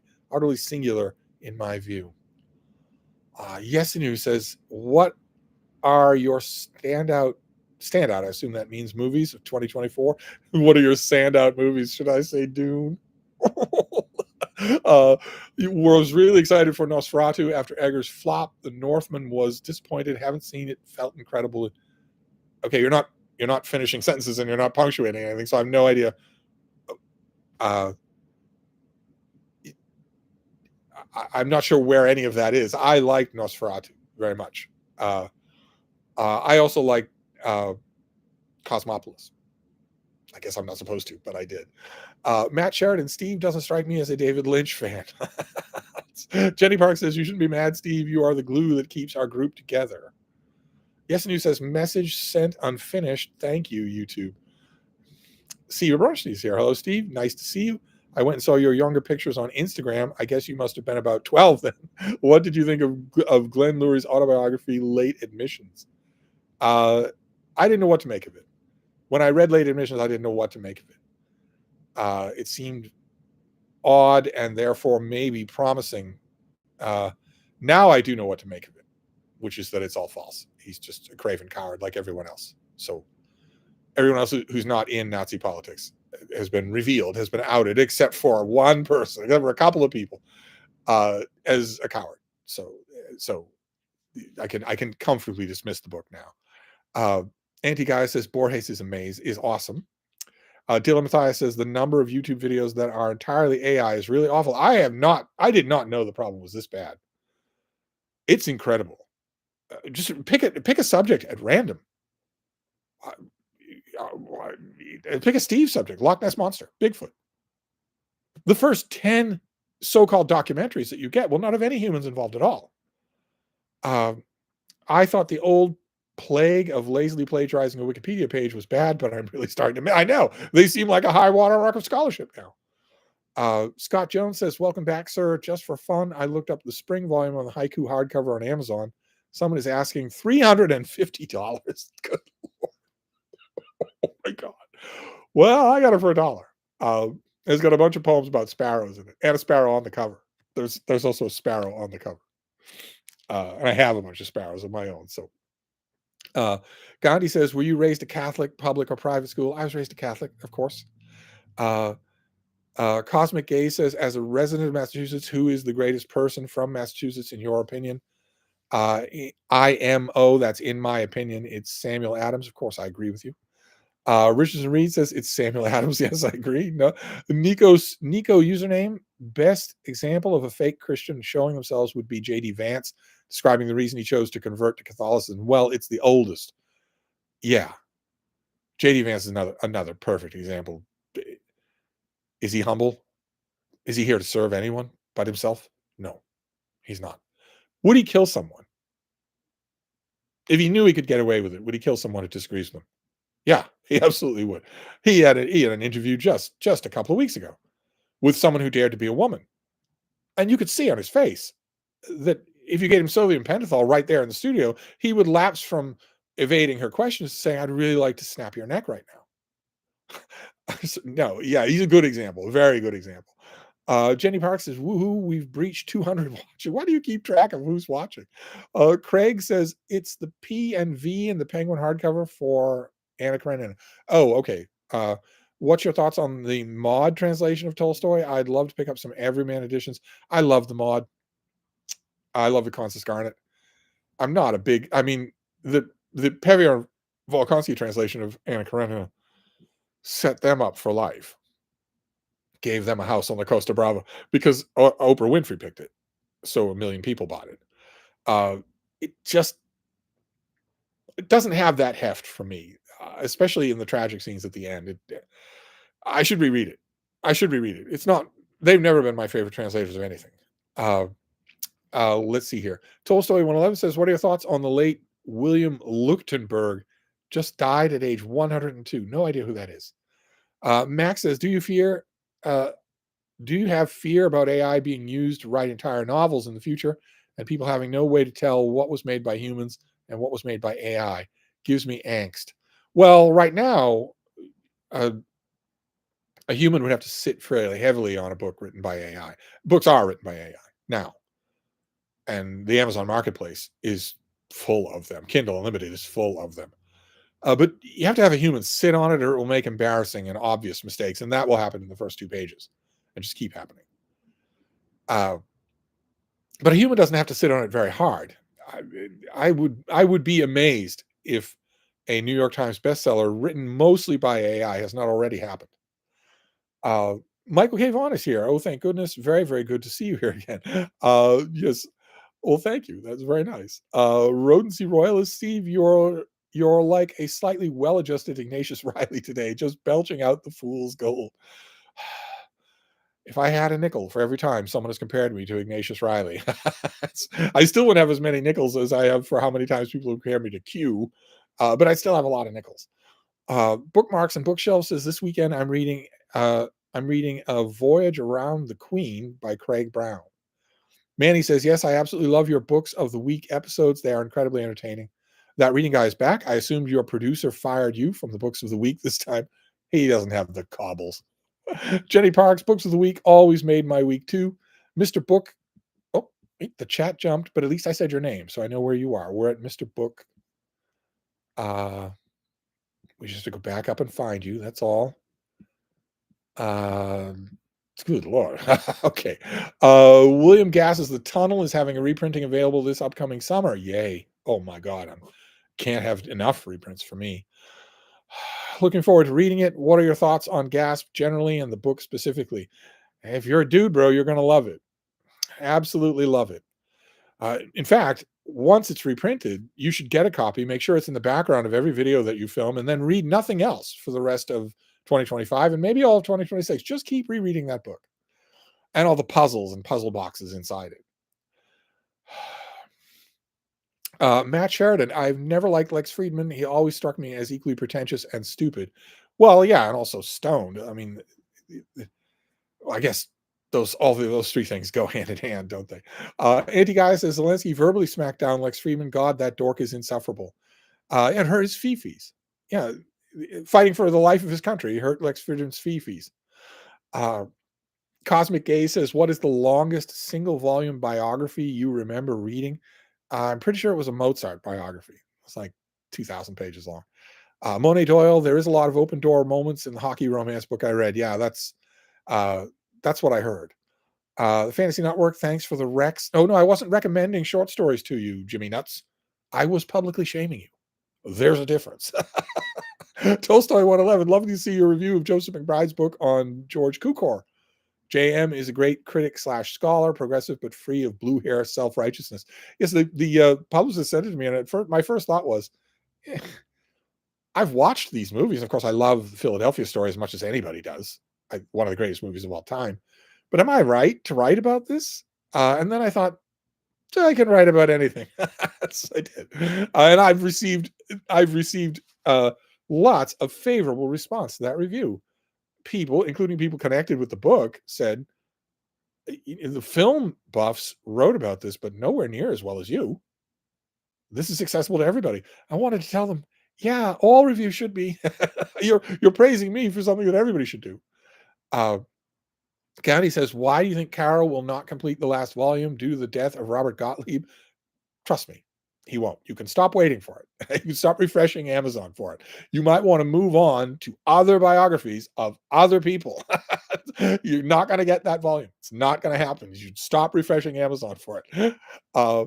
Richard Reed says Steve is AI. Well, yes, I thought that went without saying. Tripp says, what are your thoughts on Cormac McCarthy allegations? They seem more serious to me than allegations. And soon, here in 2025, we're going to get a lot more information as more and more papers are open to the public. It is impossible for him to be defended. You can still read his work. You can still critically assess his work, but it's impossible to defend him personally, just like it is with Neil Gaiman. The only difference is Neil Gaiman fans are en masse admitting that. There's so much heart-rending booktube content on that subject. Just amazing to watch. People saying, I love this guy. He got me into reading, got me into writing. But I can't support this. I can't think of him the same way. And no Cormac McCarthy fans are saying that.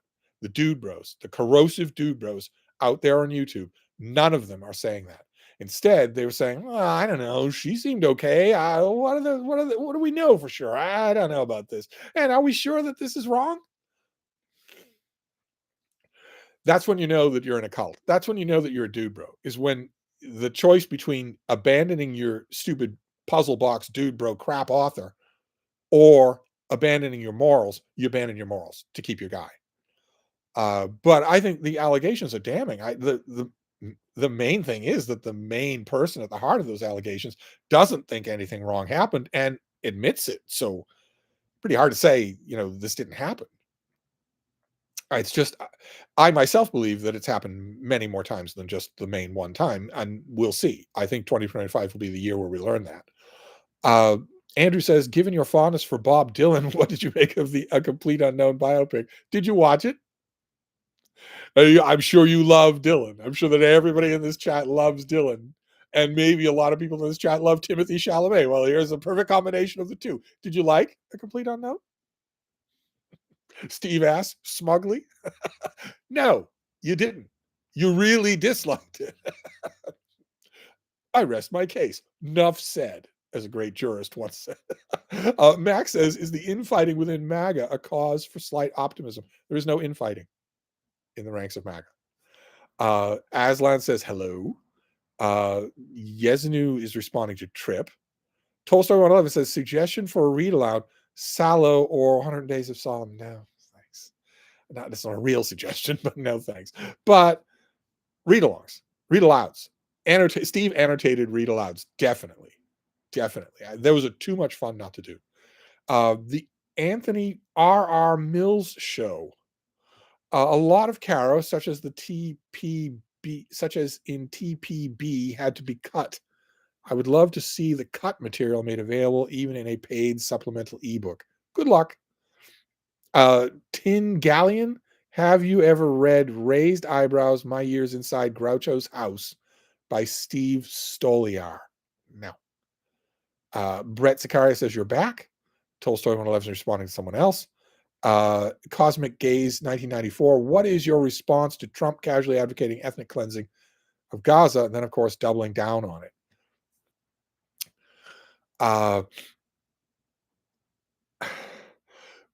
We knew that it was coming. And again, I want to stress what I said an hour ago. Don't beat yourself up with this. You can't do anything about it.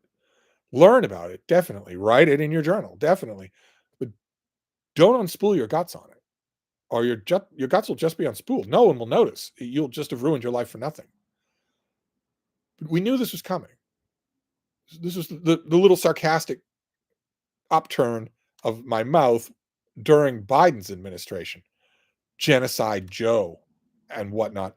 It was the little bittersweet upturning of my mouth during Biden's administration was me wanting to say to all of these young people who are gluing themselves to roads, it could get worse.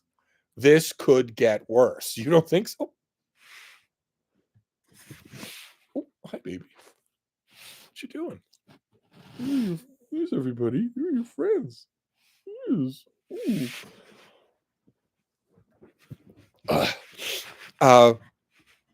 What's the one? I mean, Biden was a statist.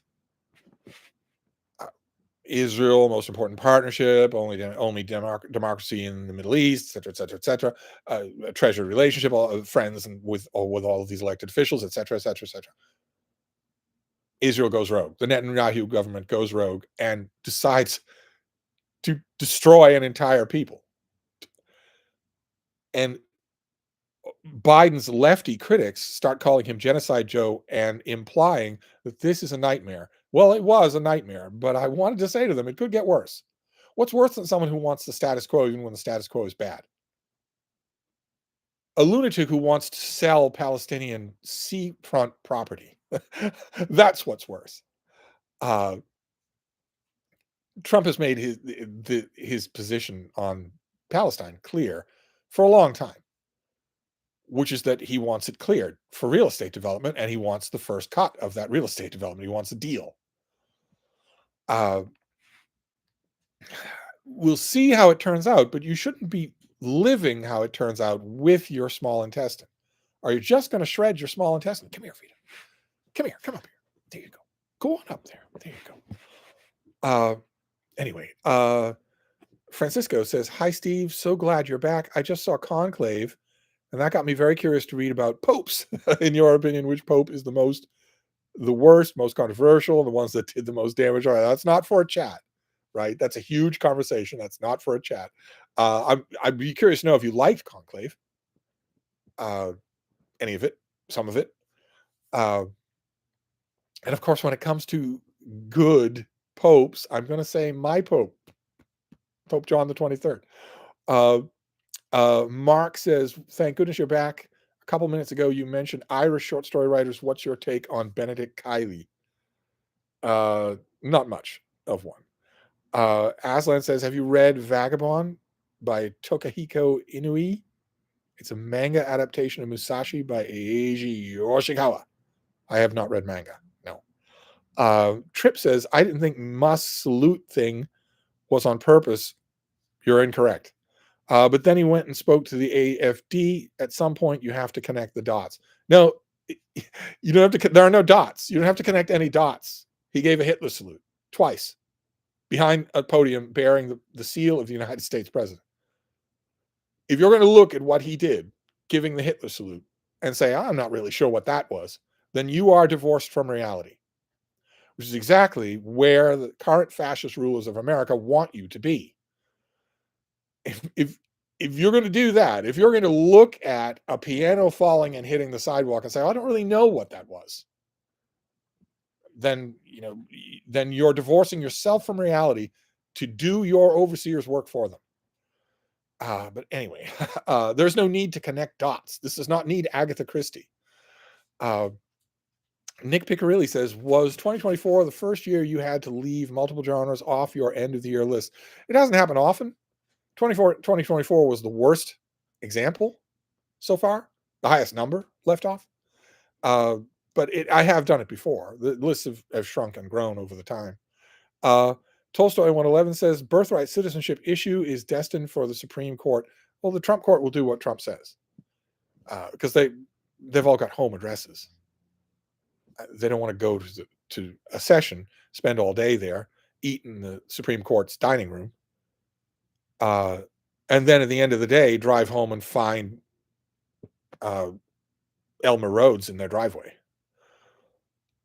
Elmer Rhodes, who's been pardoned for sedition against the United States of America, for armed sedition against the United States of America, has been pardoned for that, and would be pardoned again if he did it. So, you don't want to drive home at the end of the day and find 5 MAGA red hats in your driveway waiting with baseball bats. So you'll do whatever he says. Matt Sheridan says, "I love Nosferatu. I saw it twice and it was better the second time." Well, thank God. J. Scott Phillips, "What are your thoughts on crypto in the new Superman trailer? Your answer will determine whether or not I go to see the movie. No pressure." Well, crypto looks a lot like he looks exactly like he does in the comics, which is great. Of course, I don't know how they're going to do it. I mean, if it's actually crypto, well, does he have crypto's origin story? Because that would imply a lot, right? My very first thought when I saw that was, you can't have crypto without Superboy, and that has never been part of the cinematic Superman. Not the movies, TV shows, yes, but not the movies. So it opens a lot. It opens a lot of questions for me. We'll see. We'll see what happens with any of it. Let's see here. Andy Guy says, "Bill Skarsgård." I mean, what about Bill Skarsgård? Mr. Book, as a native of Puxatawny, I wish everyone a happy Groundhog Day. I put a word in for early spring. I know people. Richard Reed's thoughts: Justin Trudeau bails before his country's greatest trial. Canada is our good neighbor. Trudeau just walks away. Pre-capitulation. Pre-capitulation. Matt Sheridan, Robert Eggers will next direct a 13th century werewolf movie, and I'm here for it. Andy Guy says, Guillermo del Toro is doing Frankenstein now too. I'm looking forward to that. Alex Hardy, what's the best book on the Glorious Revolution? Is there a better history of English Civil War than Wedgwood? It's not really a chat kind of question. But Wedgwood is really good. You definitely start with those, with all 3 volumes. Uh, Jojo Dogface is here. Glad to hear you again. I thought one of your rants just finally broke the speed of sound. Tolstoy 111 is responding to someone else. Max says, "What do you think of Elon? What do you think Elon Musk wants? Control of the world. He wants control of the world." Uh, Manny says, "What did you like about Nosferatu? I watched it recently and had all the signs of one of those pretentious allegorical films, but I still thought it was really interesting and pretty interesting and well done. I didn't think it had any pretension in it. I loved it. Everything about it. I loved it. The visuals, the acting, all of it. I liked it all. Mary Tumulty, good to see you back. I hope you had your fill of double stuffed Oreos. I haven't had double stuffed Oreos for Protestants. I haven't had mega stuffed Oreos in quite some time. I keep meaning to add them to my Amazon cart. Richard reads, Musk wants everything. Yeah, he wants to control the world. We are so accustomed to that as a euphemism that it takes a minute to register. I'm not using it as a euphemism. He wants to control the world. Rodency Royalist is responding to someone else. Tolstoy 111. William Leuchtenberg was a historian and scholar of FDR and the New Deal. Oh, the chat jumped, not fast enough, but still it did. Let's see here. Let's see. We were FDR and the New Deal. There we go. Matt Sharon is responding to somebody else. Rodency Royalist says, I just had a bizarre monotony to it. So much dry humping over the mustache at the part of Ellen. I don't agree. I wouldn't be praising it if it had dry humping in it. Tripp says, what do you think is going to be the face of the Democratic Party over the next 4 to 8 years? Seems like the party is in a weird place. I don't know. It's irrelevant, but I don't know. J. Scott Phillips says, I saw your Steve Reed's comic book Wednesday recently. I'm assuming now we can actually have World's Finest team-ups with MKV again. That would be a comfort. Well, Michael K. Vaughan was in the chat earlier. I'll have to ask him if he wants to do that. Mac says, a lot of people think Trump and Musk will have a falling out, but I think Musk will just keep throwing money at Trump. And as long as that happens, he'll continue to be our shadow president. Well, it's going to be very dangerous for Trump to have a falling out with him now that he has been able to copy the hard drive of the federal treasury. He's been granted access to information that presidents haven't seen. And the first thing he did was to copy it all. It is by now in thousands of unsafe hands. And I assume on the open market or the dark web. So if Trump has a falling out with him, he should be really careful because his own information is in there. Cosmic Gaze says, who is a major or important figure in history that you regret has no biographies available? I would have to come up with a list. Jonas says, hey, Steve, great seeing you again. Thanks for meeting my wife and I at the Brattle in January. It was wonderful. Oh, Jonas, yes, that was wonderful. I feel sorry for the visit. Jonas and his wonderful wife from Rio, who's probably even colder than I was. We all met at the Brattle when it was bitterly cold, like 2 degrees Fahrenheit, which when the cold is like that, it suddenly intrudes into everything you're doing. It suddenly becomes about everything you're doing. I still feel bad about that. You must come in the spring or the summer. Aslan says, ChatGPT recommended me your channel at one time when I asked it for a nonfiction booktube. Oh my God, please tell me that isn't true. PKL Entertainment. Hi, Steve, and good to see you back as you're a Superman fan. Did you have any thoughts on James Gunn's upcoming film? I have plenty of thoughts on it. Yeah. I have plenty of thoughts on it. There's mitigatable damage. We don't know that much about it, but I don't have a screener for it, for instance. There's mitigatable damage. It seems like he's making fewer concessions to the identity politics, grievance politics weirdos that run Hollywood. It seems like he's making fewer concessions to them than any previous major superhero. Perry White is not black, but I can live with it. You get a great actor to play him, I can live with that. It looks like this is going to be a bright Superman, a colorful Superman, a Superman that maybe doesn't. I know it's heresy among my fellow dude bros to diss Henry Cavill, but and Henry Cavill, of course, didn't have any say in the tone of the movies that he was in. But I don't want a dark and portentous Superman. So we'll see. Uh, I wish I had a screener for it. I don't. I'm assuming that there isn't one done yet. Uh, Max says I checked the Cormac McCarthy subreddit and saw lots of defenses and denial. It's been horrible. The subreddits, the YouTube channels that are devoted to him, it's been horrible, just horrible. To the point on YouTube where I wanted to leave a comment saying, "Do you hear what you're defending? Do you hear yourself? Hop on over to the YouTube channels devoted to Neil Gaiman. You won't hear anything like this. You can't tell me they were less devoted to him than you are to your guy. This is disgraceful." But I haven't left those comments, of course. Manny says, "Did you hear Alexis' hilarious insistence that he, in order to study for the Russia-Ukraine conflict, used to have 8 hours of deep reading sessions?" No, I didn't hear that, but he's of course he's a self-evident moron. So, and a stoner, a stupid stoner moron. I've known those kind of young men a lot. I've known a lot of them, and the first thing I always have to do with them is detox them. They're no use to me as a friend or anything else until I detox them, and that takes time. That takes about 6 or 8 weeks. No one's ever bothered to do that with him, and he's a multimillionaire now, a pundit. Lex Friedman is a pundit, so no one ever will. Come here. There we go. Go on up there. Go on. The Spaminator. Will 2025 be the year of the Western Canada Starter Kit Volume 2? Don't make me take the audio again.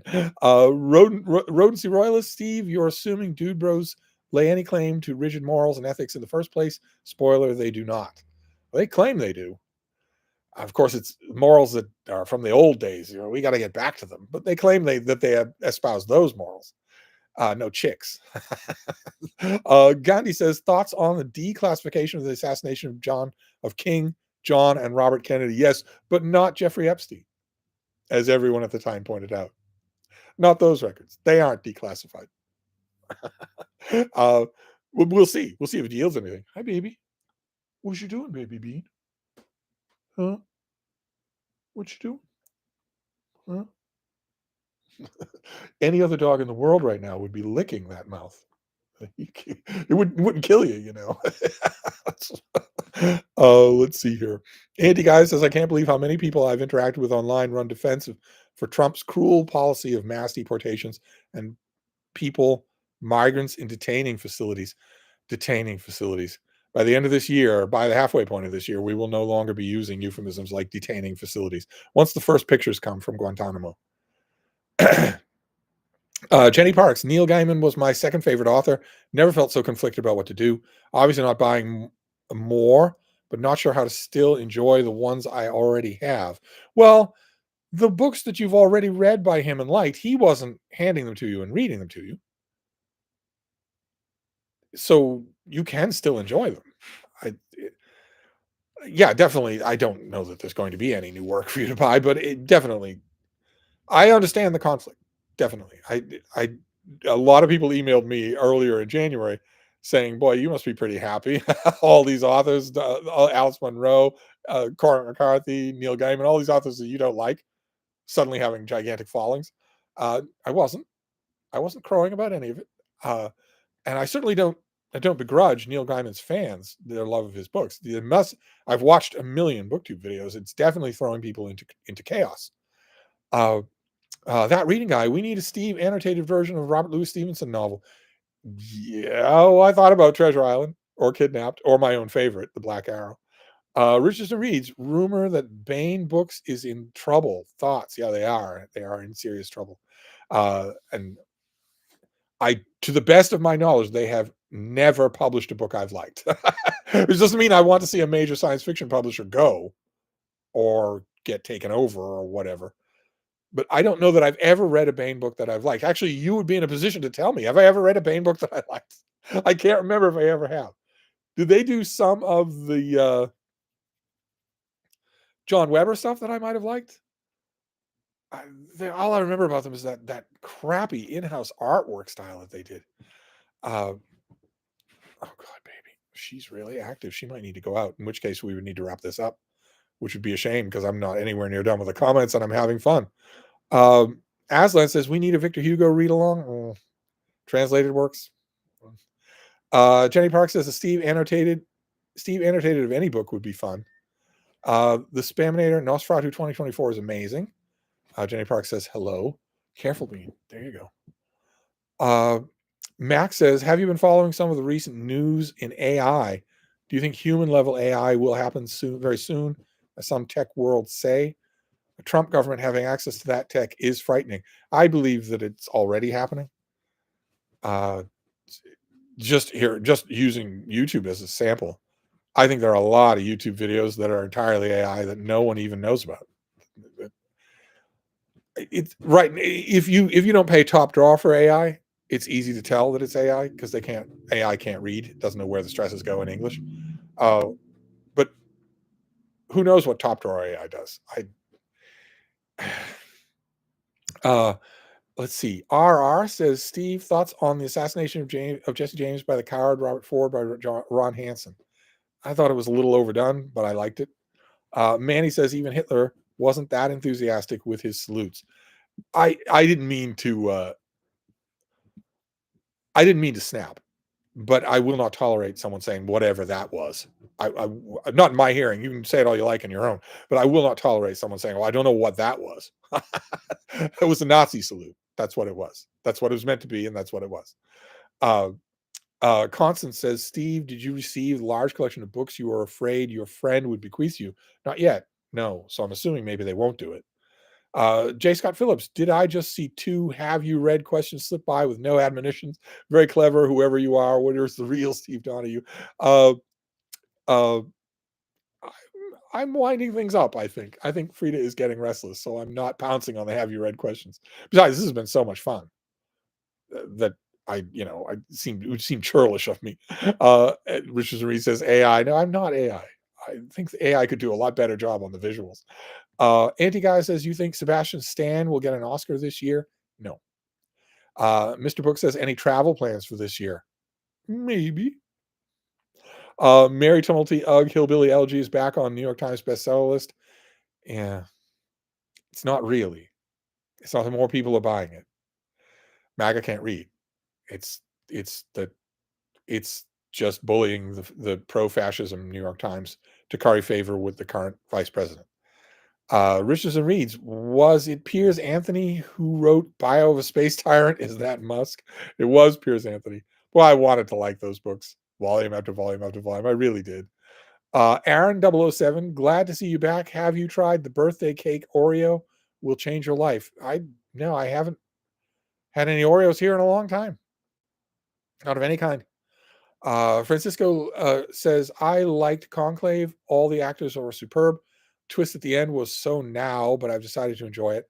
I had a similar experience watching The Others, which is the one with the best twist. Sarah Bell says, yay, yo. Anti-Guy says, LOL, I'm willing to bet that when it comes to film directors, Steve isn't much of a fan of Lars von Trier. Directors don't matter. Gandhi says, I find it fascinating that Trump gave people like Roy Cohn worthless gifts. For example, claiming a gift was a diamond cufflinks when they were zirconium. Some of us were writing editorials about that while it was happening. Tripp says, what do you think about the other tech bros beside Musk that are supporting Trump? Yeah, I think the same thing about them. But none of them in a position. They would be willing to be courtiers to Musk. He wants to rule the world. Where literally everything run it by. Look, I'm just making these decisions all day long. It's a thankless task. I don't want any money for it. I'll put you in a vaporization chamber if you don't consult me. But I am still going to say, it's just a lot of a burden. What's that? So, you're in Carol Stream and you want a marriage certificate? Okay, I'll put it on the list. I'll get to it. Can't get married without it. Put it on the list and I'll get to it. What's that? France wants to negotiate a treaty with the Vatican. They can't do it. They're not allowed to do it. I'll cut off their email. But I'll get to it eventually. That's what he wants. for himself to rule the world. No euphemism. Uh, Matt Sheridan says, I was not surprised by the Cormac McCarthy news at all. Neither was I. But still, I've been surprised by the reactions to it. Disappointed. Max says, what do you think about the Bulwark's coverage of the news lately? They've been one of the few outlets that hasn't capitulated.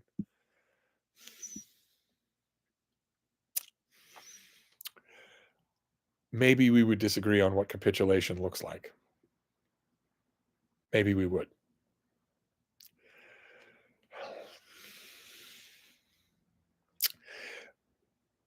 Maybe we would disagree on what capitulation looks like. Mark says Bulwark is a favorite of his. Mac agrees.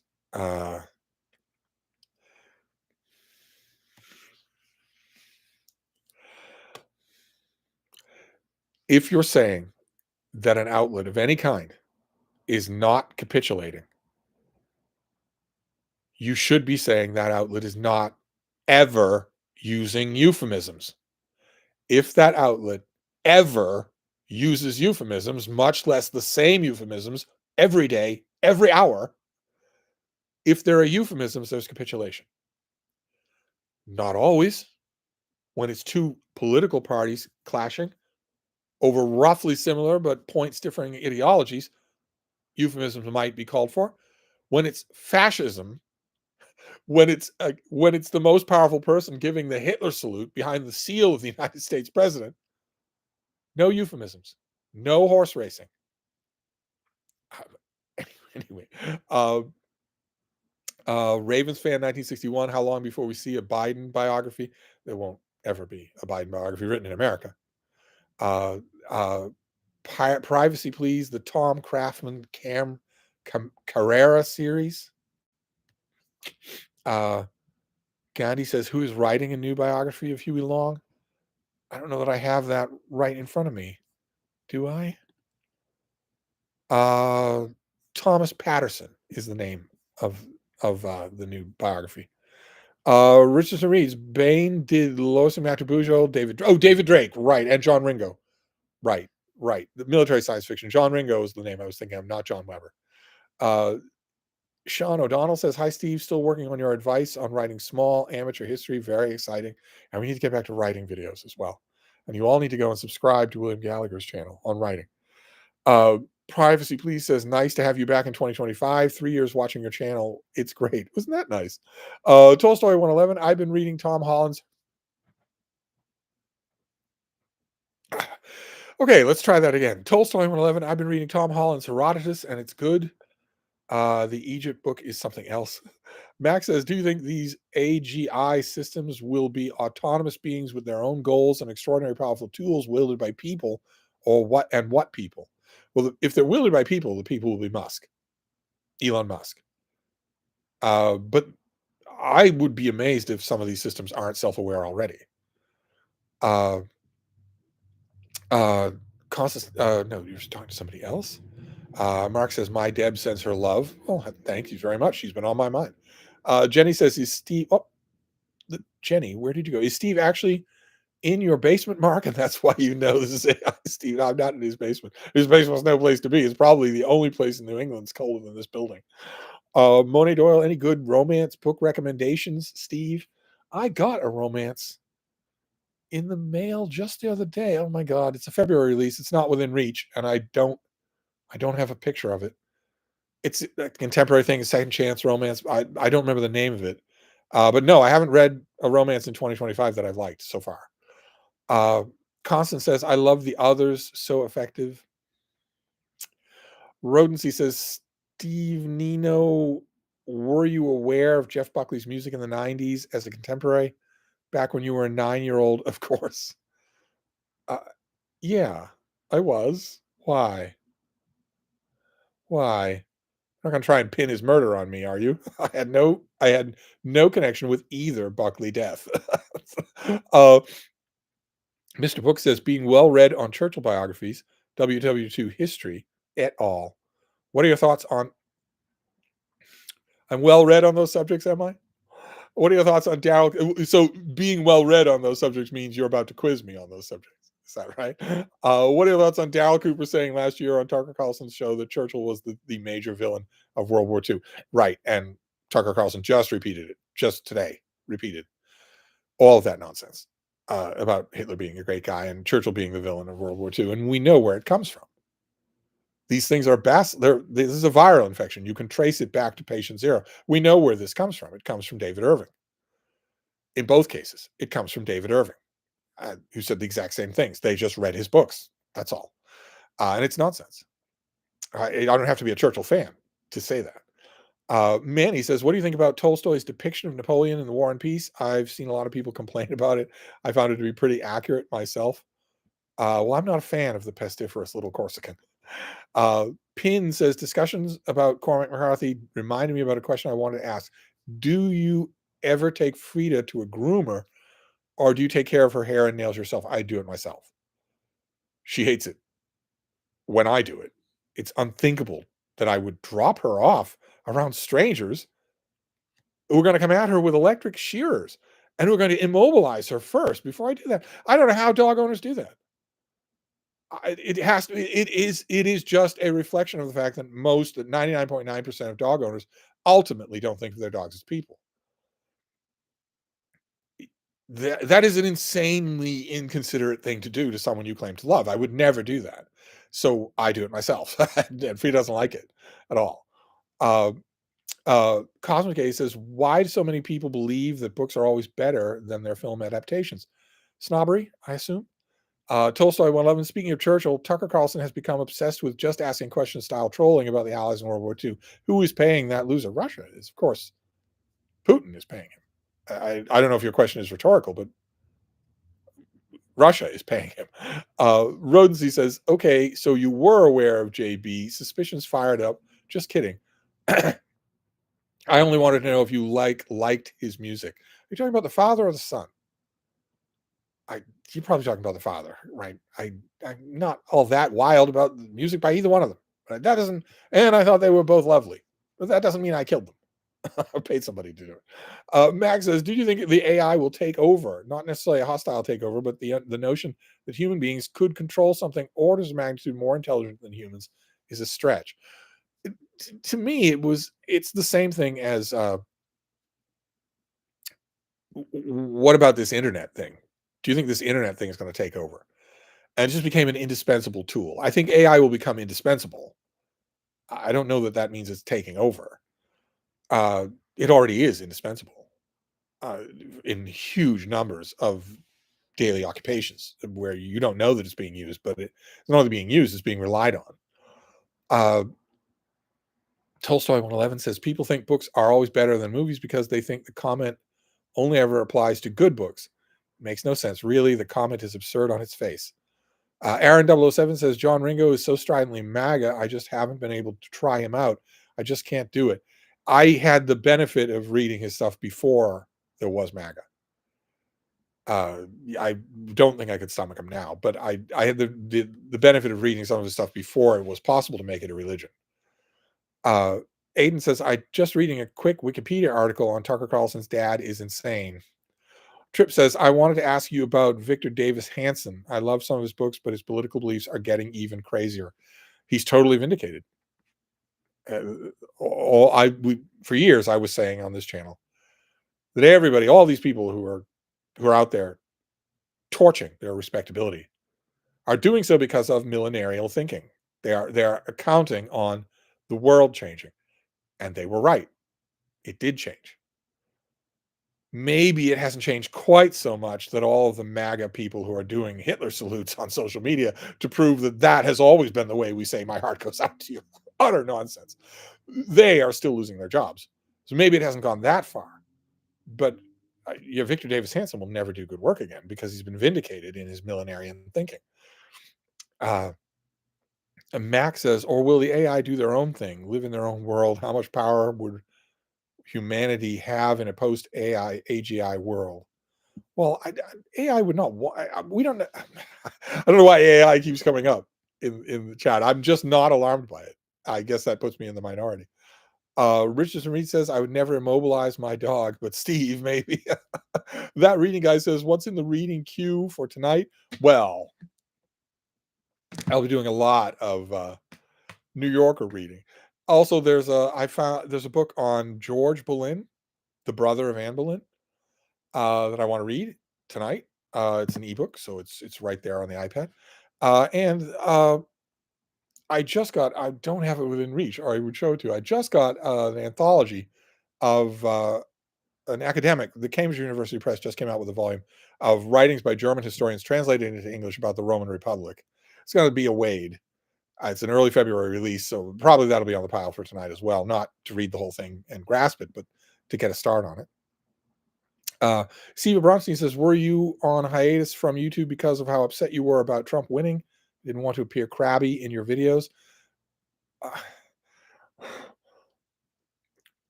That wasn't the only reason.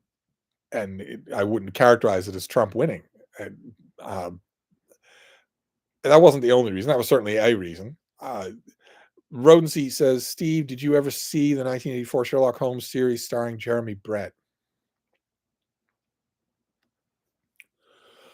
Yeah, I'd say it's time to wrap up this live stream. Questions pending, notwithstanding. From the Granada Network here across the pond here in the UK. You're asking me if I've ever seen Jeremy Brett's Sherlock Holmes. That's what you're asking me. Have I ever seen Jeremy Brett's Sherlock Holmes? Richardson Reed says AI in medical treatment. AI is already universal in medical treatment, medical diagnosis. Universal. There is no such thing as a walk-in clinic or a private physician that doesn't use it. Most of them rely on it. It just does the work for them. And most patients have no idea of that, none at all. You go to a hospital, the nurses are still human beings, and they still want to find out what's wrong with you, and they have the skill and the experience to figure it out. But beyond that, Mr. Book says, with all the AI chat tonight, will AI have a dumbing down effect on us? Well, I didn't know that AI was going to come up so much tonight. Tolstoy 111 is also talking about AI. The discourse reminds me of a 1995 article by an astronomer saying the internet is trivial and will not become more significant than that. Manny says, oh, no, Manny, where did you go? I haven't had time to read many bad books yet. So initially I was surprised you made that statement until I realized you have read at least one bad every day for years. I've read lots and lots of bad books. Today I've read 2 bad books. Steve Ronstein says, do you think Trump will pull back from some of his more heinous promises once they cross a certain threshold, after which his fans will be satisfied anyway, but this way the backlash will get stymied? What backlash? No, he's only just started. What backlash? There won't be any backlash. There can't be any backlash. He has a supine Congress, a supine court, and he is not going to allow elections in 26 or 28. So there aren't going to be any backlashes. What was he going to get ratioed on Instagram? He's not going to care about that. He's feeling his way right now to realizing that. It won't be long before he realizes that completely. The people who are running his show, the Project 2025 people, already know it. Backlashes are not possible, so he will not back off anything. No. If he invaded Panama tomorrow and there started being 1,000 casualties a day, American soldiers dying 1,000 a day, what backlash could stop him? Military will obey him. What would be the backlash? Show me a thing that would be a backlash to anything. There isn't any. So no. Gandhi says, I serve at my bulldog's pleasure. Jenny is talking to someone else. Richard Reed, Steve, thank you for this tonight. Made my day. Well, that's nice to hear. Max says, I wonder if you think they will become sentient beings with their own goals. Why would it only be a tool? I'm not worried about AI causing extinction, but I think there's a reason for concern. Why would it have goals? Why would it have goals? Rodensey says, what do you think of the formative benevolent dictatorship of Ataturk and Don Pedro's rule in Brazil? Do you find this sort of tenure in power to be abominable? Yeah, I do. Max says, do you think there will be work in a post AI world. All right, I'm not going to talk about AI anymore. Okay, you feel free to do that. But I'm not going to. That's quite enough. Yuri, not Ure, says, finally, Steve, welcome back to my TV. You've been missed. Can you recommend fiction or nonfiction on pre-revolutionary France? Not particularly. No. Monedor says, I have missed your live streams. Well, isn't that nice? Max says, I'm guilty for bringing up AI. It's a subject I'm a bit obsessed with. That reading guy says, when will we be blessed with the next Steve stream? I don't know. What about tomorrow? We can talk about more books then tomorrow. Let's see here. Tolstoy 111 says, breaking news, Canada and Mexico have announced retaliatory tariffs on U.S. goods following President Donald Trump's announcement of steep levies on the countries. Yeah, it'll be a trade war. We're in a trade war with our two closest allies. Because the boss thinks tariffs are magic. And there isn't anyone around him anymore who can tell him that isn't true. There isn't anyone around. He's nuts. So he is now convinced that anything out in the outer world, cable news, network news, whatever, he is convinced now that anything he doesn't like is fake. And that means the whole outside world goes away, which means the only way that word is ever going to get to him that tariffs are taxes on the American people, the American consumer, on the middle class, is if somebody in that inner circle tells him that, and none of them are going to do it. They would find 5 red hat MAGA cult members with baseball bats at the end of their driveway that night if they did. So they won't. Let's see here. Richard Reed says, good for them. Well, good for them. Bad for everybody else. Bad for America. Mr. Book says, first live chat of yours I got to watch. Thanks so much, Steve. How often do you do these? I don't know how often I'll do them. Aiden says, missed you and the bean. Manny says, it annoys every time I hear someone say we are screwed 4 years of Trump. How have they not realized yet that nothing will stop him from ruling until he dies? Yeah, I admit, I also don't really like hearing 4 more. How are we going to live through 4 more years of this? Show me any evidence. Show me a piece of evidence, not momentum, not respect for tradition, not, oh, you wouldn't dare, not anything like that. Show me something pragmatic that would stop him from postponing the 2026 midterms on the grounds of national emergency. Show me something that would stop him from doing that. There isn't anything. So, but anyway, Rodency says, why is everyone so obsessed with AI nowadays? Everyone talks about it constantly. I don't know. Cosmic K says, thoughts on Emperor of Japan, Meiji and His World by Donald Keene. It's great. McKelly says, hi, Steve. Words cannot say how happy I am to see you. Have missed my daily friend. Rooster says, my thoughts are with Ukraine. Yeah. Instrumental Case says, OMG, Scuba Steve has surfaced. Manny says, will you start posting videos again as well? I miss your mail hauls. Some of my favorite videos, period. Could very well happen. Moni Doyle says, will you chat with Sarah, the bookish knitter, anytime soon? Could very well happen. I'd love it to happen. Max says, self-preservation is a pretty plausible goal. You don't have to reply, but like you said, I'm welcome to talk about it here. Self-preservation is a pretty plausible goal for a biological organism. Genetic imperative for a biological organism. Why would a machine have that as a goal? Why would it care? Why would it think along those lines at all? Cremerica Industries, welcome back, Steve. Glad dry January is over. Rodency says, Steve, I didn't know you are ostensibly a massive fan of Sherlock. I'm not super familiar with your predilections. Apologies for my life expectancy decrease caused by my Brett. Send me the bill. Do I have to be a massive Sherlock Holmes fan for that question to be nonsensical? Do I have to be? Everyone in the world is familiar with Jeremy Brett's Sherlock Holmes. Everyone in the world loves it. So anyway, Anti-Guy says, this is what we get for electing a psychopath. Rodency says, oh Lord, the end is nigh. Mona Doyle says, it's almost Valentine's Day, so a chat with Sarah about romance is imperative. I like that reasoning. We'll see. I'll run it by her. Mac is responding to Rodency. Richard Reed says, the roads must roll. Rodensy says, no, you do not need to be a massive fan, but your reaction led me to believe that you are. Assumptions, assumptions are bad. Asking, I mean, asking me if I've ever watched the Jeremy Brett Sherlock Holmes adaptation. What on earth? Anyway, that reading guy says, how much of your reading is divided between fiction and nonfiction? 50-50, 60-40. It's probably more than 60-40 actually in favor of fiction, because there's more fiction being published, and most of what I read is new releases. So it would be a little bit surprising to people, because they would think, you love I love nonfiction a lot more than I love fiction. So people would think that it would not be, but I follow the market. I follow the new releases, and most of them are fiction. If I look at January, most of what I read in January was fiction. The nonfiction stands out, although